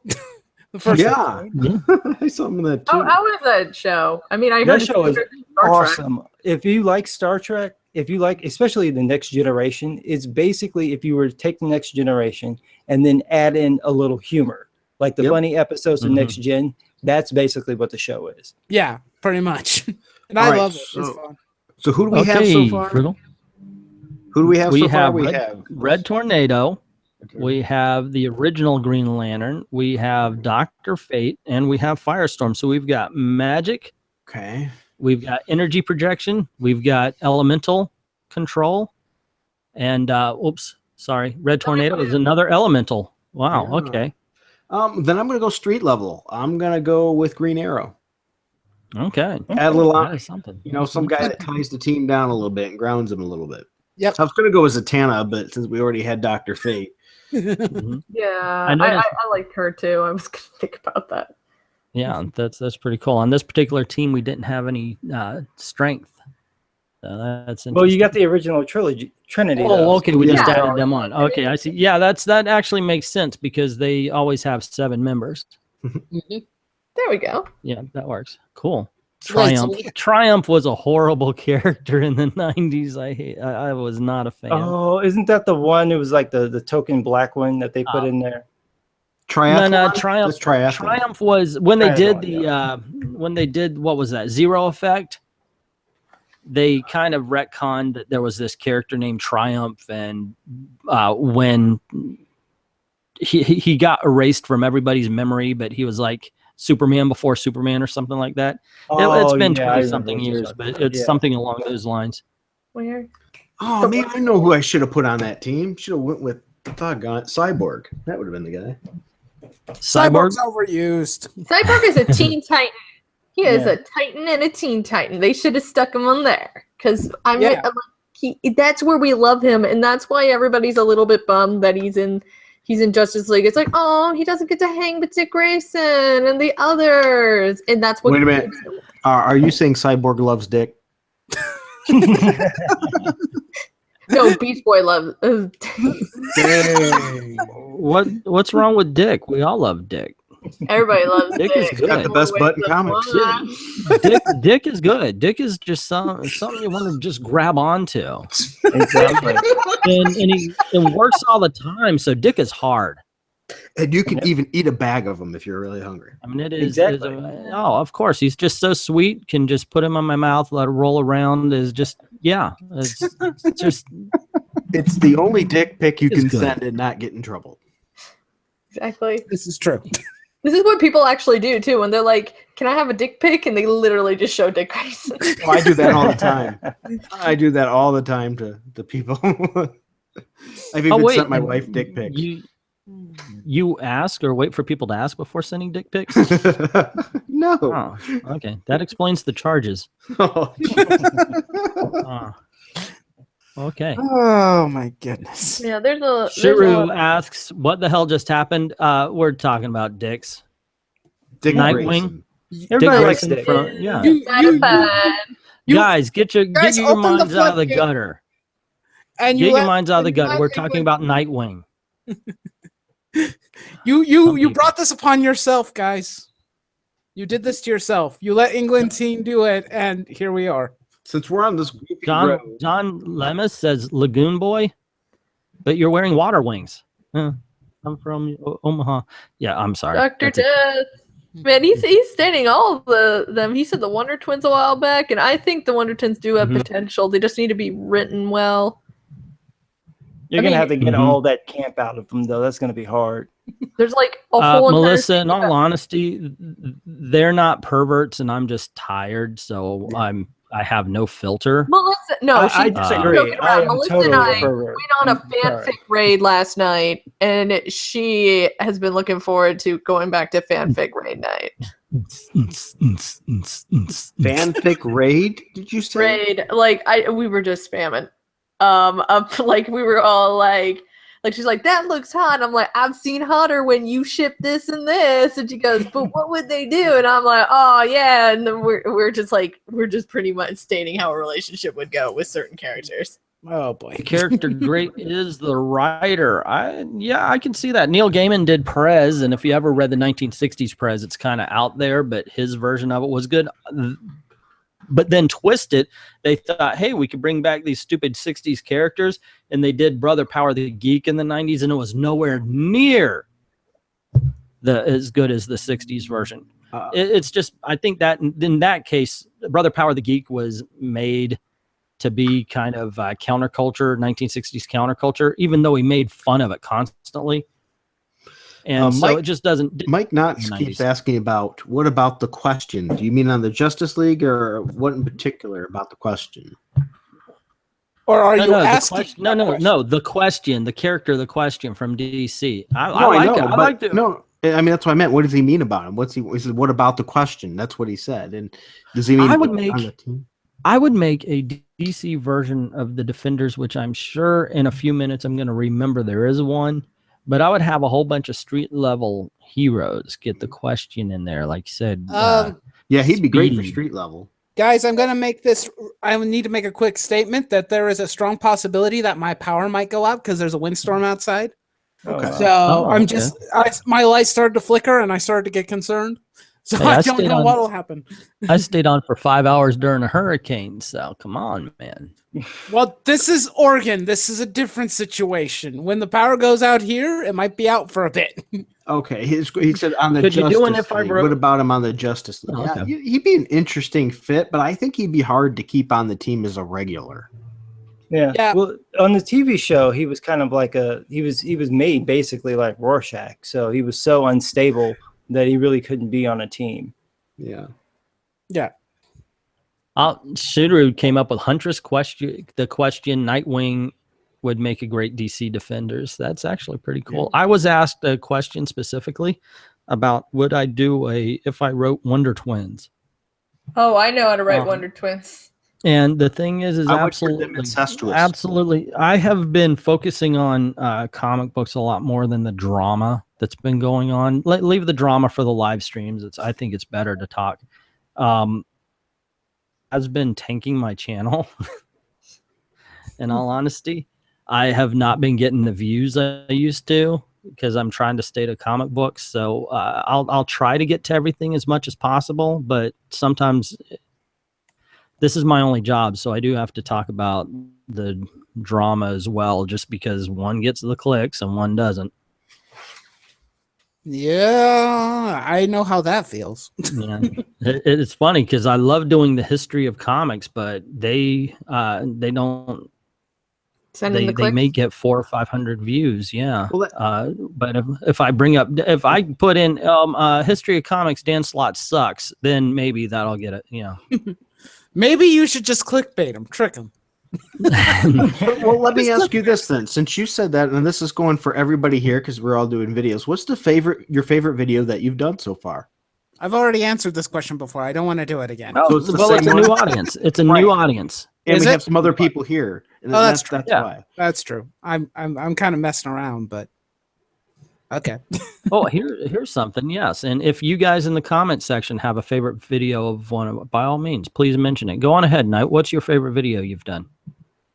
I think that the last one that I mentioned before was the one video I did about representation because I got the most positive feedback and comments from that video. So that's my favorite one currently. So Okay, unless I get a new one. What is your favorite Frugal video? I can't think of any. Very nice of you. How about you, He's JS? just like everybody else. He doesn't watch. JSG, upsell yourself. What's your favorite video you've done? I'd say the black videos that I did because those were the most fun to write. It is good to tear into somebody every once in a while, isn't it? Oh, it's Those very were fun. funny. Nerd Wonder, you're new, but I'm sure you have a favorite so far. I guess it may be that what was it? I guess it would be the Venom MJ one that I did just because it was the first time I started figuring out how to properly kind of like do a drawing thing. And I'm still figuring it out. I got another video that will probably be my favorite after it's out because I'm working my butt off on that stupid thing. But yeah. Yeah. And how about did Frugal answer? No. I'm getting a lot of people saying What would stuff you be about it. yours? I know. I see your Cap Spider-Man 33 is on here. You got I like the back issue reviews. Frugal needs some love. Cap. Yep. I got Love you, two. I think for the comic book side of things, I would probably say it's Spider-Man 33. I really enjoyed doing that one, and it reminded me of how good classic Spider-Man really was. And for the kind that's more of a thought piece, would probably be the one. It's Just a War Against the Diversity of Thought. Wasn't a real popular one, but I sort of really enjoyed that. I have two, if you don't mind my saying, and I'm not trying to pimp out. It's just there's two different viewpoints. Because I named my comic my station I Love Comics after me doing I Love Comic reviews, which would basically be, hey, guys, check this out. It was really good. Actually did one. Sorry? Oh, somebody's chat. Okay. Sorry. That's it. Sorry. That was my mom. No, it's okay. That's happened. It happens. It happens. I thought it was Nerd Wonder talking. Say hi to your mom for us. Say hey to your mother for us. They say hello, Mom. And she says hello too. Yeah, but Hello, Miss. there you go. All right, but yeah, I did one of those on Brother Power of the Geek. I was very happy with, but the one that that kind of tore into a comic book was that I'm happy about is Wolverine, because literally I started reading the book. I didn't know what I was going to say, but I did it in Wolverine's voice. And I did improv all the way through. And I'm very happy, very proud of. Why you laughing, punk? I was reading Very the proud of great the way it came comment. out. Yeah, and that's the one that really nailed me.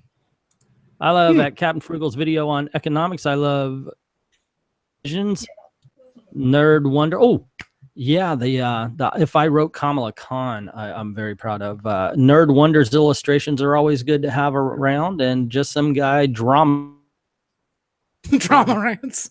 or rant. There you His go. drama rants are epic. Good ones. Thanks, Spike. Thanks for not including me. I appreciate it. It's good to know I'm still the enigma and the ignored. I appreciate it. Maybe you'll have to steal my pinned tweet, And- okay? Anya says she, as a group, likes all of our videos because they're positive, even the roasts and rants. I don't feel like washing with Brillo after viewing Captain Frugal, and I understand where that's coming from. Yeah. You may I need to agree with bleach your you. eyes. Yeah, there's some that aren't that take away the positivity. There's DC Defenders, Rorschach, Grifter, Roxy, Spalding, and Constantine. Excellent team. Yeah. Just Favorite some guy. Did Frugal you get to video would answer be- your favorite videos? Yeah, I his said black. the black videos. Yeah, I that's also right. enjoyed doing the Mark Waid one where I did the Gollum voice because that was that's right. that was just fun. It's fun to get into character sometime, isn't it? Well, I did that the entire my last year in college. That was Mhm. when the Chappelle show that was that last season that Chappelle show was on the air.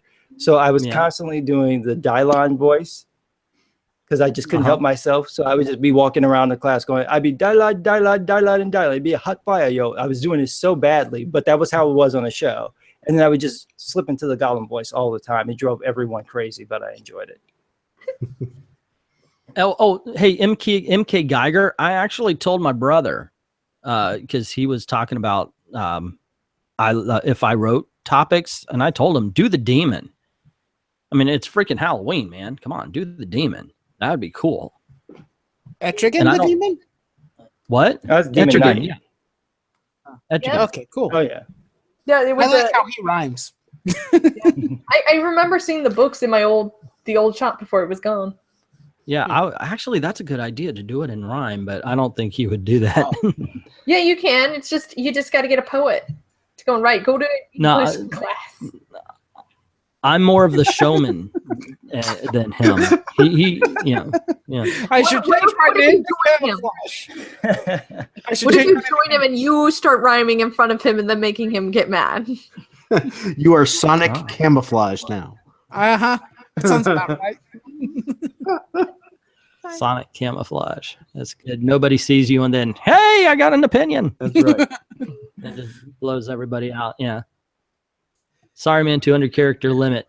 It's funny because I like your videos because you are different minded than most, i.e., crazy. Maybe because Yep. age and your taste. See, I told you. Yep, I am crazy. It says so on my Twitter bio. So my opinions are crazy and off the wall and off topic. Yeah. You're But they're welcome. wonderful. I have to. And that's why we love you. And you're welcome for it. Hey, Captain. Yes. I apologize. I realized that I started reading off and asking everybody to go. I took over. I apologize on this one. Hey, that's okay. It's a team effort. Okay. See, Oh, we're all in this together. I talk a lot, dude. I'm sorry, man. It's all good. Dude, what Okay, you so him with us? I've done it at yours too as well.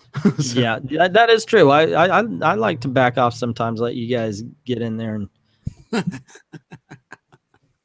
You gotta Nightwolf muscle in played- sometimes. Just fight your way in. You know, get the pitch I going, always- move it up, just force it in. It'll go in. Oh yeah, especially there's this one girl. She draws pictures on her videos. Man, she gets going. You can't shut her up. I forget what her name is. Just start talking Spider-Man. Yeah. No, seriously, that actually happened. Our last chat, I was like, in it, just what? Stop. I told you to tell me when to shut up. Yeah. You have to be careful. Yeah, right. Like he's going to tell a female to shut up on a live stream. Could you imagine all the sexist comments he'd get for that? Yeah. I would respect him for it. I would highly respect him. And look, that's why I'm trying to be as quiet as possible. Oh no! Don't do that because then people will say, "Oh, they told the girl to be quiet." Fine, I'll be Yeah, mediocre, no. but I'm trying my best to not do that again. No. Being mediocre is Nightwolf's job. Yes. Jeez. Okay, Don't so- take more than one thing I'm good at. Don't trigger me on one more day or something. I don't know. Yeah, we're sexist. That's funny. I'm sexist. We text sexist. Is Terrible. that what it is? Well, what you guys don't realize is we put sex hidden in every video. Yeah, it's true. It blows There it along the screen as leaves. Bring up War Machine, and Rhodey to Nerd Wonder. Oh, yes. We don't need this. Well, the one thing I know is in Civil War II, Rhodey died, and it was needed. His character needed to be taken out. Oh, you're just...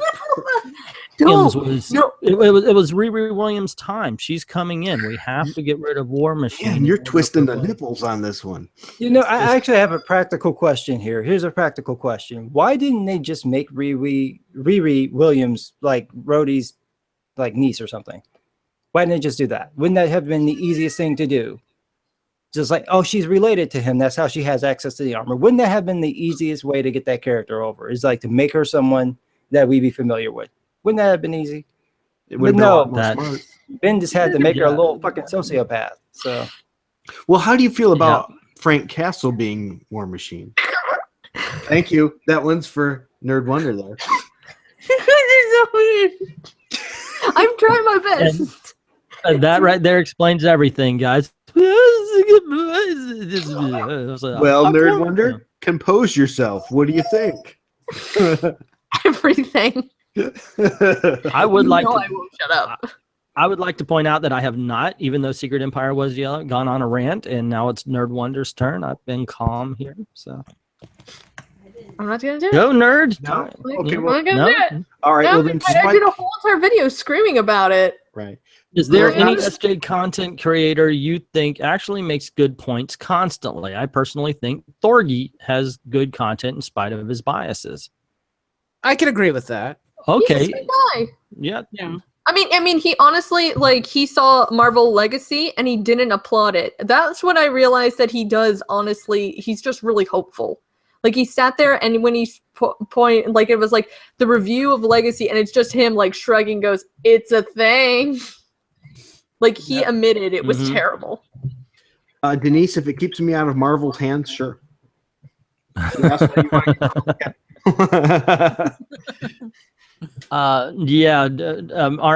Anya says, Nerd Wonder, you want to get back mention, quote, that book, unquote. Please don't get me started on. Too many problems. I'm not gonna do it. Hey, I sat back and let JSG take it on Yeah. this time. Yeah.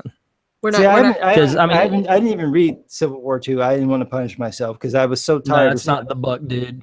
That's it's not the the one. one we No, ranted you pussyfooted about. I opened around. Pandora's box. You freaking complimented Secret Empire way too much. I mean that because it's.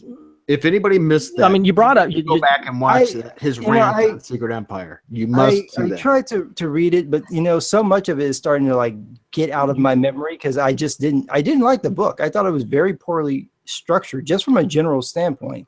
It's just him very poorly talking. structured. Could it be the fact that they had the most important points in the book in a Captain America issue that they didn't even reference the fact that you needed to read that issue in order to get the information that was going to happen in the next Secret Empire. Yeah, they learned The from fact that you the had the identity Falcon. crisis and different in Infinite Crisis nonsense. You have the Falcon have this long freaking talk with the Patriot about being individual and stop standing up for symbols, only to freaking put on the costume of the biggest goddamn symbol in the entire Marvel universe. You have an entire issue of Nick fucking Spencer talking about, oh, well, you know what? I'm going to have an interview with my fucking self. And I'm going to dedicate an entire issue on it when you originally have planned for a 6 fucking issue, it gets pushed out to 10 because you want to rant on about how you're sad that the freaking election got lost. Frost Nixon was a good movie, but you don't have to make a goddamn comic book. God damn it. You show 4 pages of a character, you put him in prison, don't talk to him forever, talk about this is a hero's journey for Sam Wilson, and all Sam Wilson does is go, hey guys, we've been beating each other up, look at all these bad guys, we got to go fight a bad guy. Who's the bad guy? Another goddamn fucking hero gone wrong. And you're going to tell us this is about hero redemption? Let's talk about Captain America's redemption being a freaking memory of Kobik. Literally, He's not even a memory. A fucking cosmic cube memory is walking around saying it's Captain America. We have now had 2 rants. Can we have a third? That book. You know what? I have this. Honestly, I have this tendency though to want to fix things that I hate. So I had actually done this with the Star Wars prequels, where I had actually fixed the story so that it would make sense. You know what? I really want to. And color. Oil painting is fine, but when you put fucking mud on a page, smear it around and go, look, that's Captain America, we don't buy it. God damn, that book sucks. England got off the rails again. And that's why I said you are far too Billy D to talk about Secret Empire. Not near here, man. That book sucked so freaking horrible much. I'm gonna have to say both rants are amazing. Yeah, and you know what? And then let's get to the freaking Spider-Man. You have Miles Morales, and he's driving around with Black Widow. I don't want to kill. Captain America. And she locks him in a truck, and he goes, well, I gotta get out of this truck. I'm gonna do that. And then he says, oh, wait a second, if I'm killing Captain America, that means I do get out of this truck. And then the next panel has him fly or swinging away. And then what does he do? He doesn't kill Captain America, which means why the would that get him out of the truck? God damn, Nick Spencer's a bad writer. Well, since I think we really need to get Nerd Wonder in this, how do you feel about that wonderful relationship between Peter Parker and Silk? Okay. You found out I was chatting about this in the chat. So yes, I will go on about this because somebody doesn't know about this either, and why I hate everything. Okay, here we go, because you asked for it. So around JMS's time and the creation, when he was writing still stories for them, around the time of the Avengers Disassembled, he wrote a small story about a woman that Captain America used to fight with, who was apparently spider-based. She could summon people and she could call upon them and brainwash them to do as she pleased. And then Captain America has to fight her along with Spider-Man. She's interested in Spider-Man because she learns he's like a spider hybrid too. So what she does is she knocks them out and she ties him up in webbing and forces Captain America to watch as she tries to have sex with Spider-Man. And Spider-Man's trying to resist her, and she uses pheromones. She uses pheromones and mind control to try and make him make out with her. And he states it in his head that it feels like, I know this is wrong, but my mind is saying, yes, do it. My body, it just wants to be with her. And but he manages with his last effort to push it away. JMS was saying, this is fucking rape. He was getting raped. And then Slott makes it up right after all his other nightmarish stories. With all this other stuff, he gets Silk, the mysterious Mary Sue character, who could have had a good story, like a good origin, but no, she's not a Mary Sue because she's a diverse character. No, I've seen Sword Art Online. There's tons of Asian Mary Sues, man. But So she's bitten by the same spider, just like Spider-Man, and so she has all of like, but even cooler powers and stuff. But she was trapped away because the chosen one, blah blah blah blah blah. And what she do? She rapes Spider-Man. She immediately gives him like she has pheromones, which some people think it's like Alabama Spider-Man, like she must be from Alabama because she's banging pretty much her brother at that point. But so same thing happens. Like he can't control himself. Like he's like, it's like it feels great. It tells me to do this, and she just gets all on him. And let's face it, she's the one shooting off the pheromones. She's in control. She raped him. And if you notice, afterwards he doesn't want to like touch her or anything. Yeah, she was a rapist. If you haven't been paying attention to the comments, Spike brought up a good point. He said Silk, as many other train wrecks, came from the editors working on Spider-Verse. They just told Ramos to come up with a Latin Spider-Woman, and he is not even a writer. Silk? No, Silk is Asian, but she was made for Spider-Verse because Dan Slott tried to make her the new Mary Jane romance, but everybody hated her. So he decided, I'm going to make a storyline. Well, and sure. that's also why I hate Spider-Verse. But, he was telling you how she came to be, and he said, I can tell you I was there. Oh, okay. Yeah, but you want to know what pissed me off as well about her? Slott decided to tarnish 1001 great stories that were made by smaller people who just wrote small stories of Spider-Man that just moved us. He went after DeFalco's work. Right. He went after Spider-Man 1600s. He went after every single one that showed a wonderful Spider-Man that we could all love, and he murdered them in just stupid ways and pathetic ways, but always redeeming the other ones that he thought were funny or stupid. And it was dumb. It pissed me off. Everybody knew Mayday was out of character, and DeFalco even defended himself by saying, that's not my Mayday Parker. That is not the MC2. No matter what he says, that is not Mayday Parker. That is not my Spider-Girl. And I will always believe in him because he made the MC2, not this guy who just used Spider-Verse to make it okay that Silk's the chosen one, so of course Peter has to go bang her. Look how that worked out. Well, now I'm officially sickened and disgusted. I think I need to look it up. Oh yeah, he's been Slott has a weird, creepy hentai fetish with Spider-Man, and I can get into details.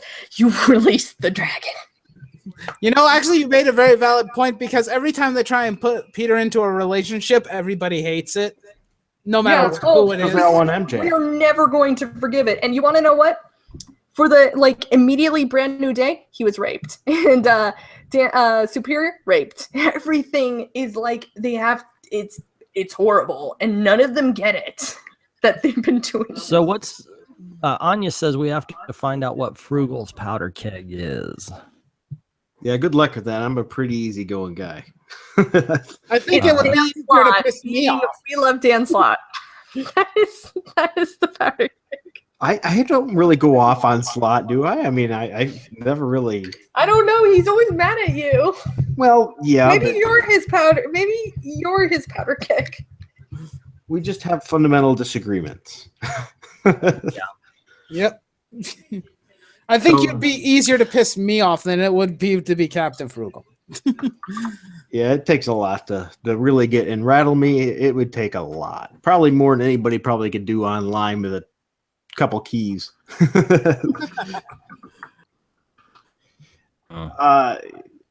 By the way, Spike said Slott likes the idea of Spider-Man, but he doesn't get Spidey. I agree with you there 100%. That's why his stories are like old toys like Rocket Launcher and Arctic Batman. I cannot agree with them more. Absolutely.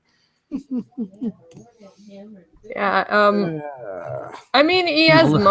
He did write the Mangaverse Spider-Man. But that was weird too. I didn't like it. Actually, you almost got me there, Melissa. I was like, okay, you got to tell me why you think Secret Empire is good. He was trying to trigger. She was trying to trigger. Yeah. I mean, that's wrong. Well, you guys, it was. I've had you on horrible. 3 hours. You guys, that seems about right. We did one once that was 5 hours long. Yeah, that was a long one. It sounds like fun. Yeah. Yeah, I need to go anyway. So yeah. Hey, Wes Collins, I'll have to have you on for another one, okay? Because I guess we're going to wrap this one up, and I'll make sure you pee on me so I can set you up to be on one, okay? So that way you can get your rant in, too. I want to make sure. Did you say Keon or Peon? I heard pee. I'm pretty sure I heard some urination porn going on there. Yeah, I didn't know there was a price because I just went to the toilet. Is that Nightwolf? Is that in your background or something like that? We're hearing or What? we're hearing some things in the background of one of the audios. Oh, but my mom probably turned the news on. Ah, okay, that's what it is. All right, because we heard some weird stuff. So anyway, yes. Before we say goodbye? I want to make sure you plug everybody. Oh, did you want to say something first? Yeah, I did have a question. Do you mind if I extend this just a little bit longer, guys? Because I want to ask a couple of questions. I'm going to be doing the video for the nominations for the Spirit Awards, which is our Best of Comics awards show that's going to happen on December 1st. I'm going to post the video for nominations tomorrow, thinking of categories. Now, of course, some of them I just can turn around. Best DC, Best Marvel, Best Comic, Best Artist, Colorist, Writer, so forth, so on. But I was wondering, do you have any suggestions for the fun ones? Like for the bad ones, we did worst, stuff like that. But more to the point, I guess. Oh, shoot. No, I just lost me. Never mind. I got an idea for an award. The Ethan Award. What? Yeah. The best comic book writer or artist online for social interaction. So just turn it around. Best interaction with fans. The Best Ethan fan Award. interaction? Yeah. The Ethan Award. Hey, we should go to him because he's obviously the best one so far. Yeah, I mean, I would say, well, that would kind of sway things, but I did call the bad ones the Gabbies. Ooh, I like Melissa's idea of best cape accessories. I wouldn't mind a thing of best gadgets. Ooh, that Best gadgets. Yeah. Okay. Best new character introduction. Ooh, That's a good one. Shoot, I should be writing these down, shouldn't I? Yes. Ask for suggestions. Yes, I've got my pad. Family best family dynamic.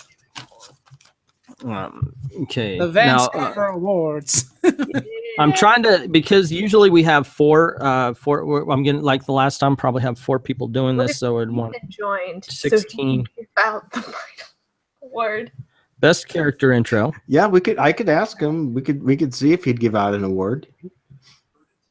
Yeah, and I wouldn't mind, like, you know how we did with Wes and Morasha? I wouldn't mind people coming in and out if they wanted to. Either, because that was fun. JSG, you want to be a part of this? Sure. Cool. Did you see the Gabbies? No, I hadn't had a chance. I got a little bit of a backlog with all the videos because I've been drawing so much. So when I draw, I usually listen to music, so I don't get distracted. Okay. Yeah, that's understandable. I after the Gabbies, I started doing something. It's really a bad kind of twist. But I keep telling people, if you're not watching like mine and Frugal's live streams, and you're wasting your time watching someone cough into a lap comic, you are selling yourself short. Because we do the better ones. It's a whole, because obviously like tonight, it's just a whole bunch of friends who enjoy the comic books, talking and getting excited and getting pumped up. Best horror book. I like that one. And it's just, I think I have a really cool ones like a best of the 90s. That would be fun because the 90s is such a weird. You got a best of the 90s. This is for like the year, but I think that would be a great. How about best surprise? Best surprise comic or something like that. Ooh, that's a good one. Yeah. But the best of the 90s, that would be a live stream topic, I think. Yeah. If where we could anybody just can talk remember. about good. Best variant? No, Mariana mentioned your live streams include. Sorry. Okay, I just couldn't read. Evidently, yep. We include live chat, people. That's why it's fun. It's just a nerd fest of fun. I mean that to me is part of the best. We all know if best cover for 2017 is made a category, it'll be Ragman #2. Look at that cover. We'll see it. Oh, I need a couple hundred subscribers. One moment. Okay. I've been doing it all wrong. I normally edit out my coughing. I should just leave it in the video at all times. Most consistent with it. Okay, so I'm gonna try to do 16 categories. Maybe we had 17 or 18 on the Gabbies. Keep it around there because it can take a while. Yeah, that's the whole thing, Mariana. It's gonna. This is something I would love to do as an annual thing. So this is 27 best of 2017. Just like the Gabbies were the worst. This is just the nice. But yeah, I would love. I think he's got a great idea for a great topic. Let's do the best and worst of the 1990s. I know a lot of you guys were kids at that point. Me and Frugal are kids of the 80s. Yep. You know, but I've read enough 90s yeah, that'd comics, be- so I can remember quite a few, some terrible ones and some And, good ones. And Nerd Wonder is a kid of the 2010s. So, you know, we're all different generations. But I actually go back. It's the thing is like, you know, as I said, you stop Yeah, I at know. I stop at 2007 and I go backwards. Yeah, Most of the stuff I read is solid before. Undead Quinn, the solid categories are best comic book of the year, best DC, best Marvel, best independent, artist, writer, colorist. Like those are absolutely in there. Best of Sucker Bet. Best of will have 96 DC represented at minimum. Hey, Gabby's were about that with the Marvel. I think only the Flash for coloring was nominated. So there you go. I didn't fully But- understand why that was even nominated for coloring. Just because they need to even it out, you know, like not make it a total no, Marvel no. murder fest. Somebody had No, to. nobody was thinking that because I am they. I am they. I'm the one that did it. But the way that I came up with the nominations is very easy. I said, here are the categories. You nominate whoever you want, and it's going to be the same way for the best of. Yeah. And the ones No. with the most, the top 5 with the most votes became a nominee. Yeah. I guess it was just Everybody me. I just didn't quite understand why the Flash comic was even nominated for color. Because enough people voted for it. Well, Now that there I were some. understood. I didn't think There- that the coloring was that bad, but maybe it's just me. Who did the coloring in Secret Empire? That guy. I think you talked about it during those awards, and everybody was like, "Yeah, what about that?" Somebody brought up the name. I forgot what the name was, and it was just called Anonymous because of all those books it didn't have his name on. Oh, there's On an it. interesting category. Best ensemble comic. Ooh, okay. Best team book. Yeah. How about best That was event? from John. Best team. Best. What would I see here? Best coloring is there. Best miniseries or limited. Best series or one shot. Nerd Wonder said best event. Yeah, that's a good one. Best event. That would be Run Roughshot by DC. It's not You fair. know what? No, well, it depends on what people vote for. Seriously. Yeah. Oh, I come can't- on. Secret Empire is going to take it. Well, it might. Hey, it took a lot from the Gabbies, so it might just take a lot from the best of them too. Yeah. So here's a How question: about best failure? should best one shot and best miniseries be separated? Well, a one shot is What do y'all different think? than a mini series. They are different. Okay. What about would the Batman Metal Titans count as minis or Titans, or where do they fit? Okay. They're really weird because they're almost tie-ins, but then they're almost standalones. You kind of don't have to read them, but if you do it broadens the story. Best individual story in Yeah. a long running series. Oh, I know. So it's like best. So it's like one comic book that is part of an ongoing series. What do you think? So I guess I would just be sort of like best standalone issue then. Yeah. Yeah. Not one shot though. Yeah, just any issue. Just best standalone Or I issue. could combine them, best one shot or standalone There you go. issue. Yeah, I like that. I appreciate this, guys. Yeah, this is what I was hoping for. Is there a best butt shot?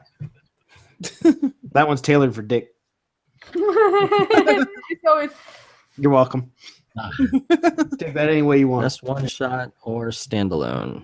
Okay, guys, I'm gonna get Okay. off. I Yeah. promised my mom. Yeah, me too. I've got 1, I'm 2, 3, gonna head 4, out 5, too. 6, Thanks 7, for 8. letting me on. All right, so let's plug Gang, everybody thank you for and the then help. call it.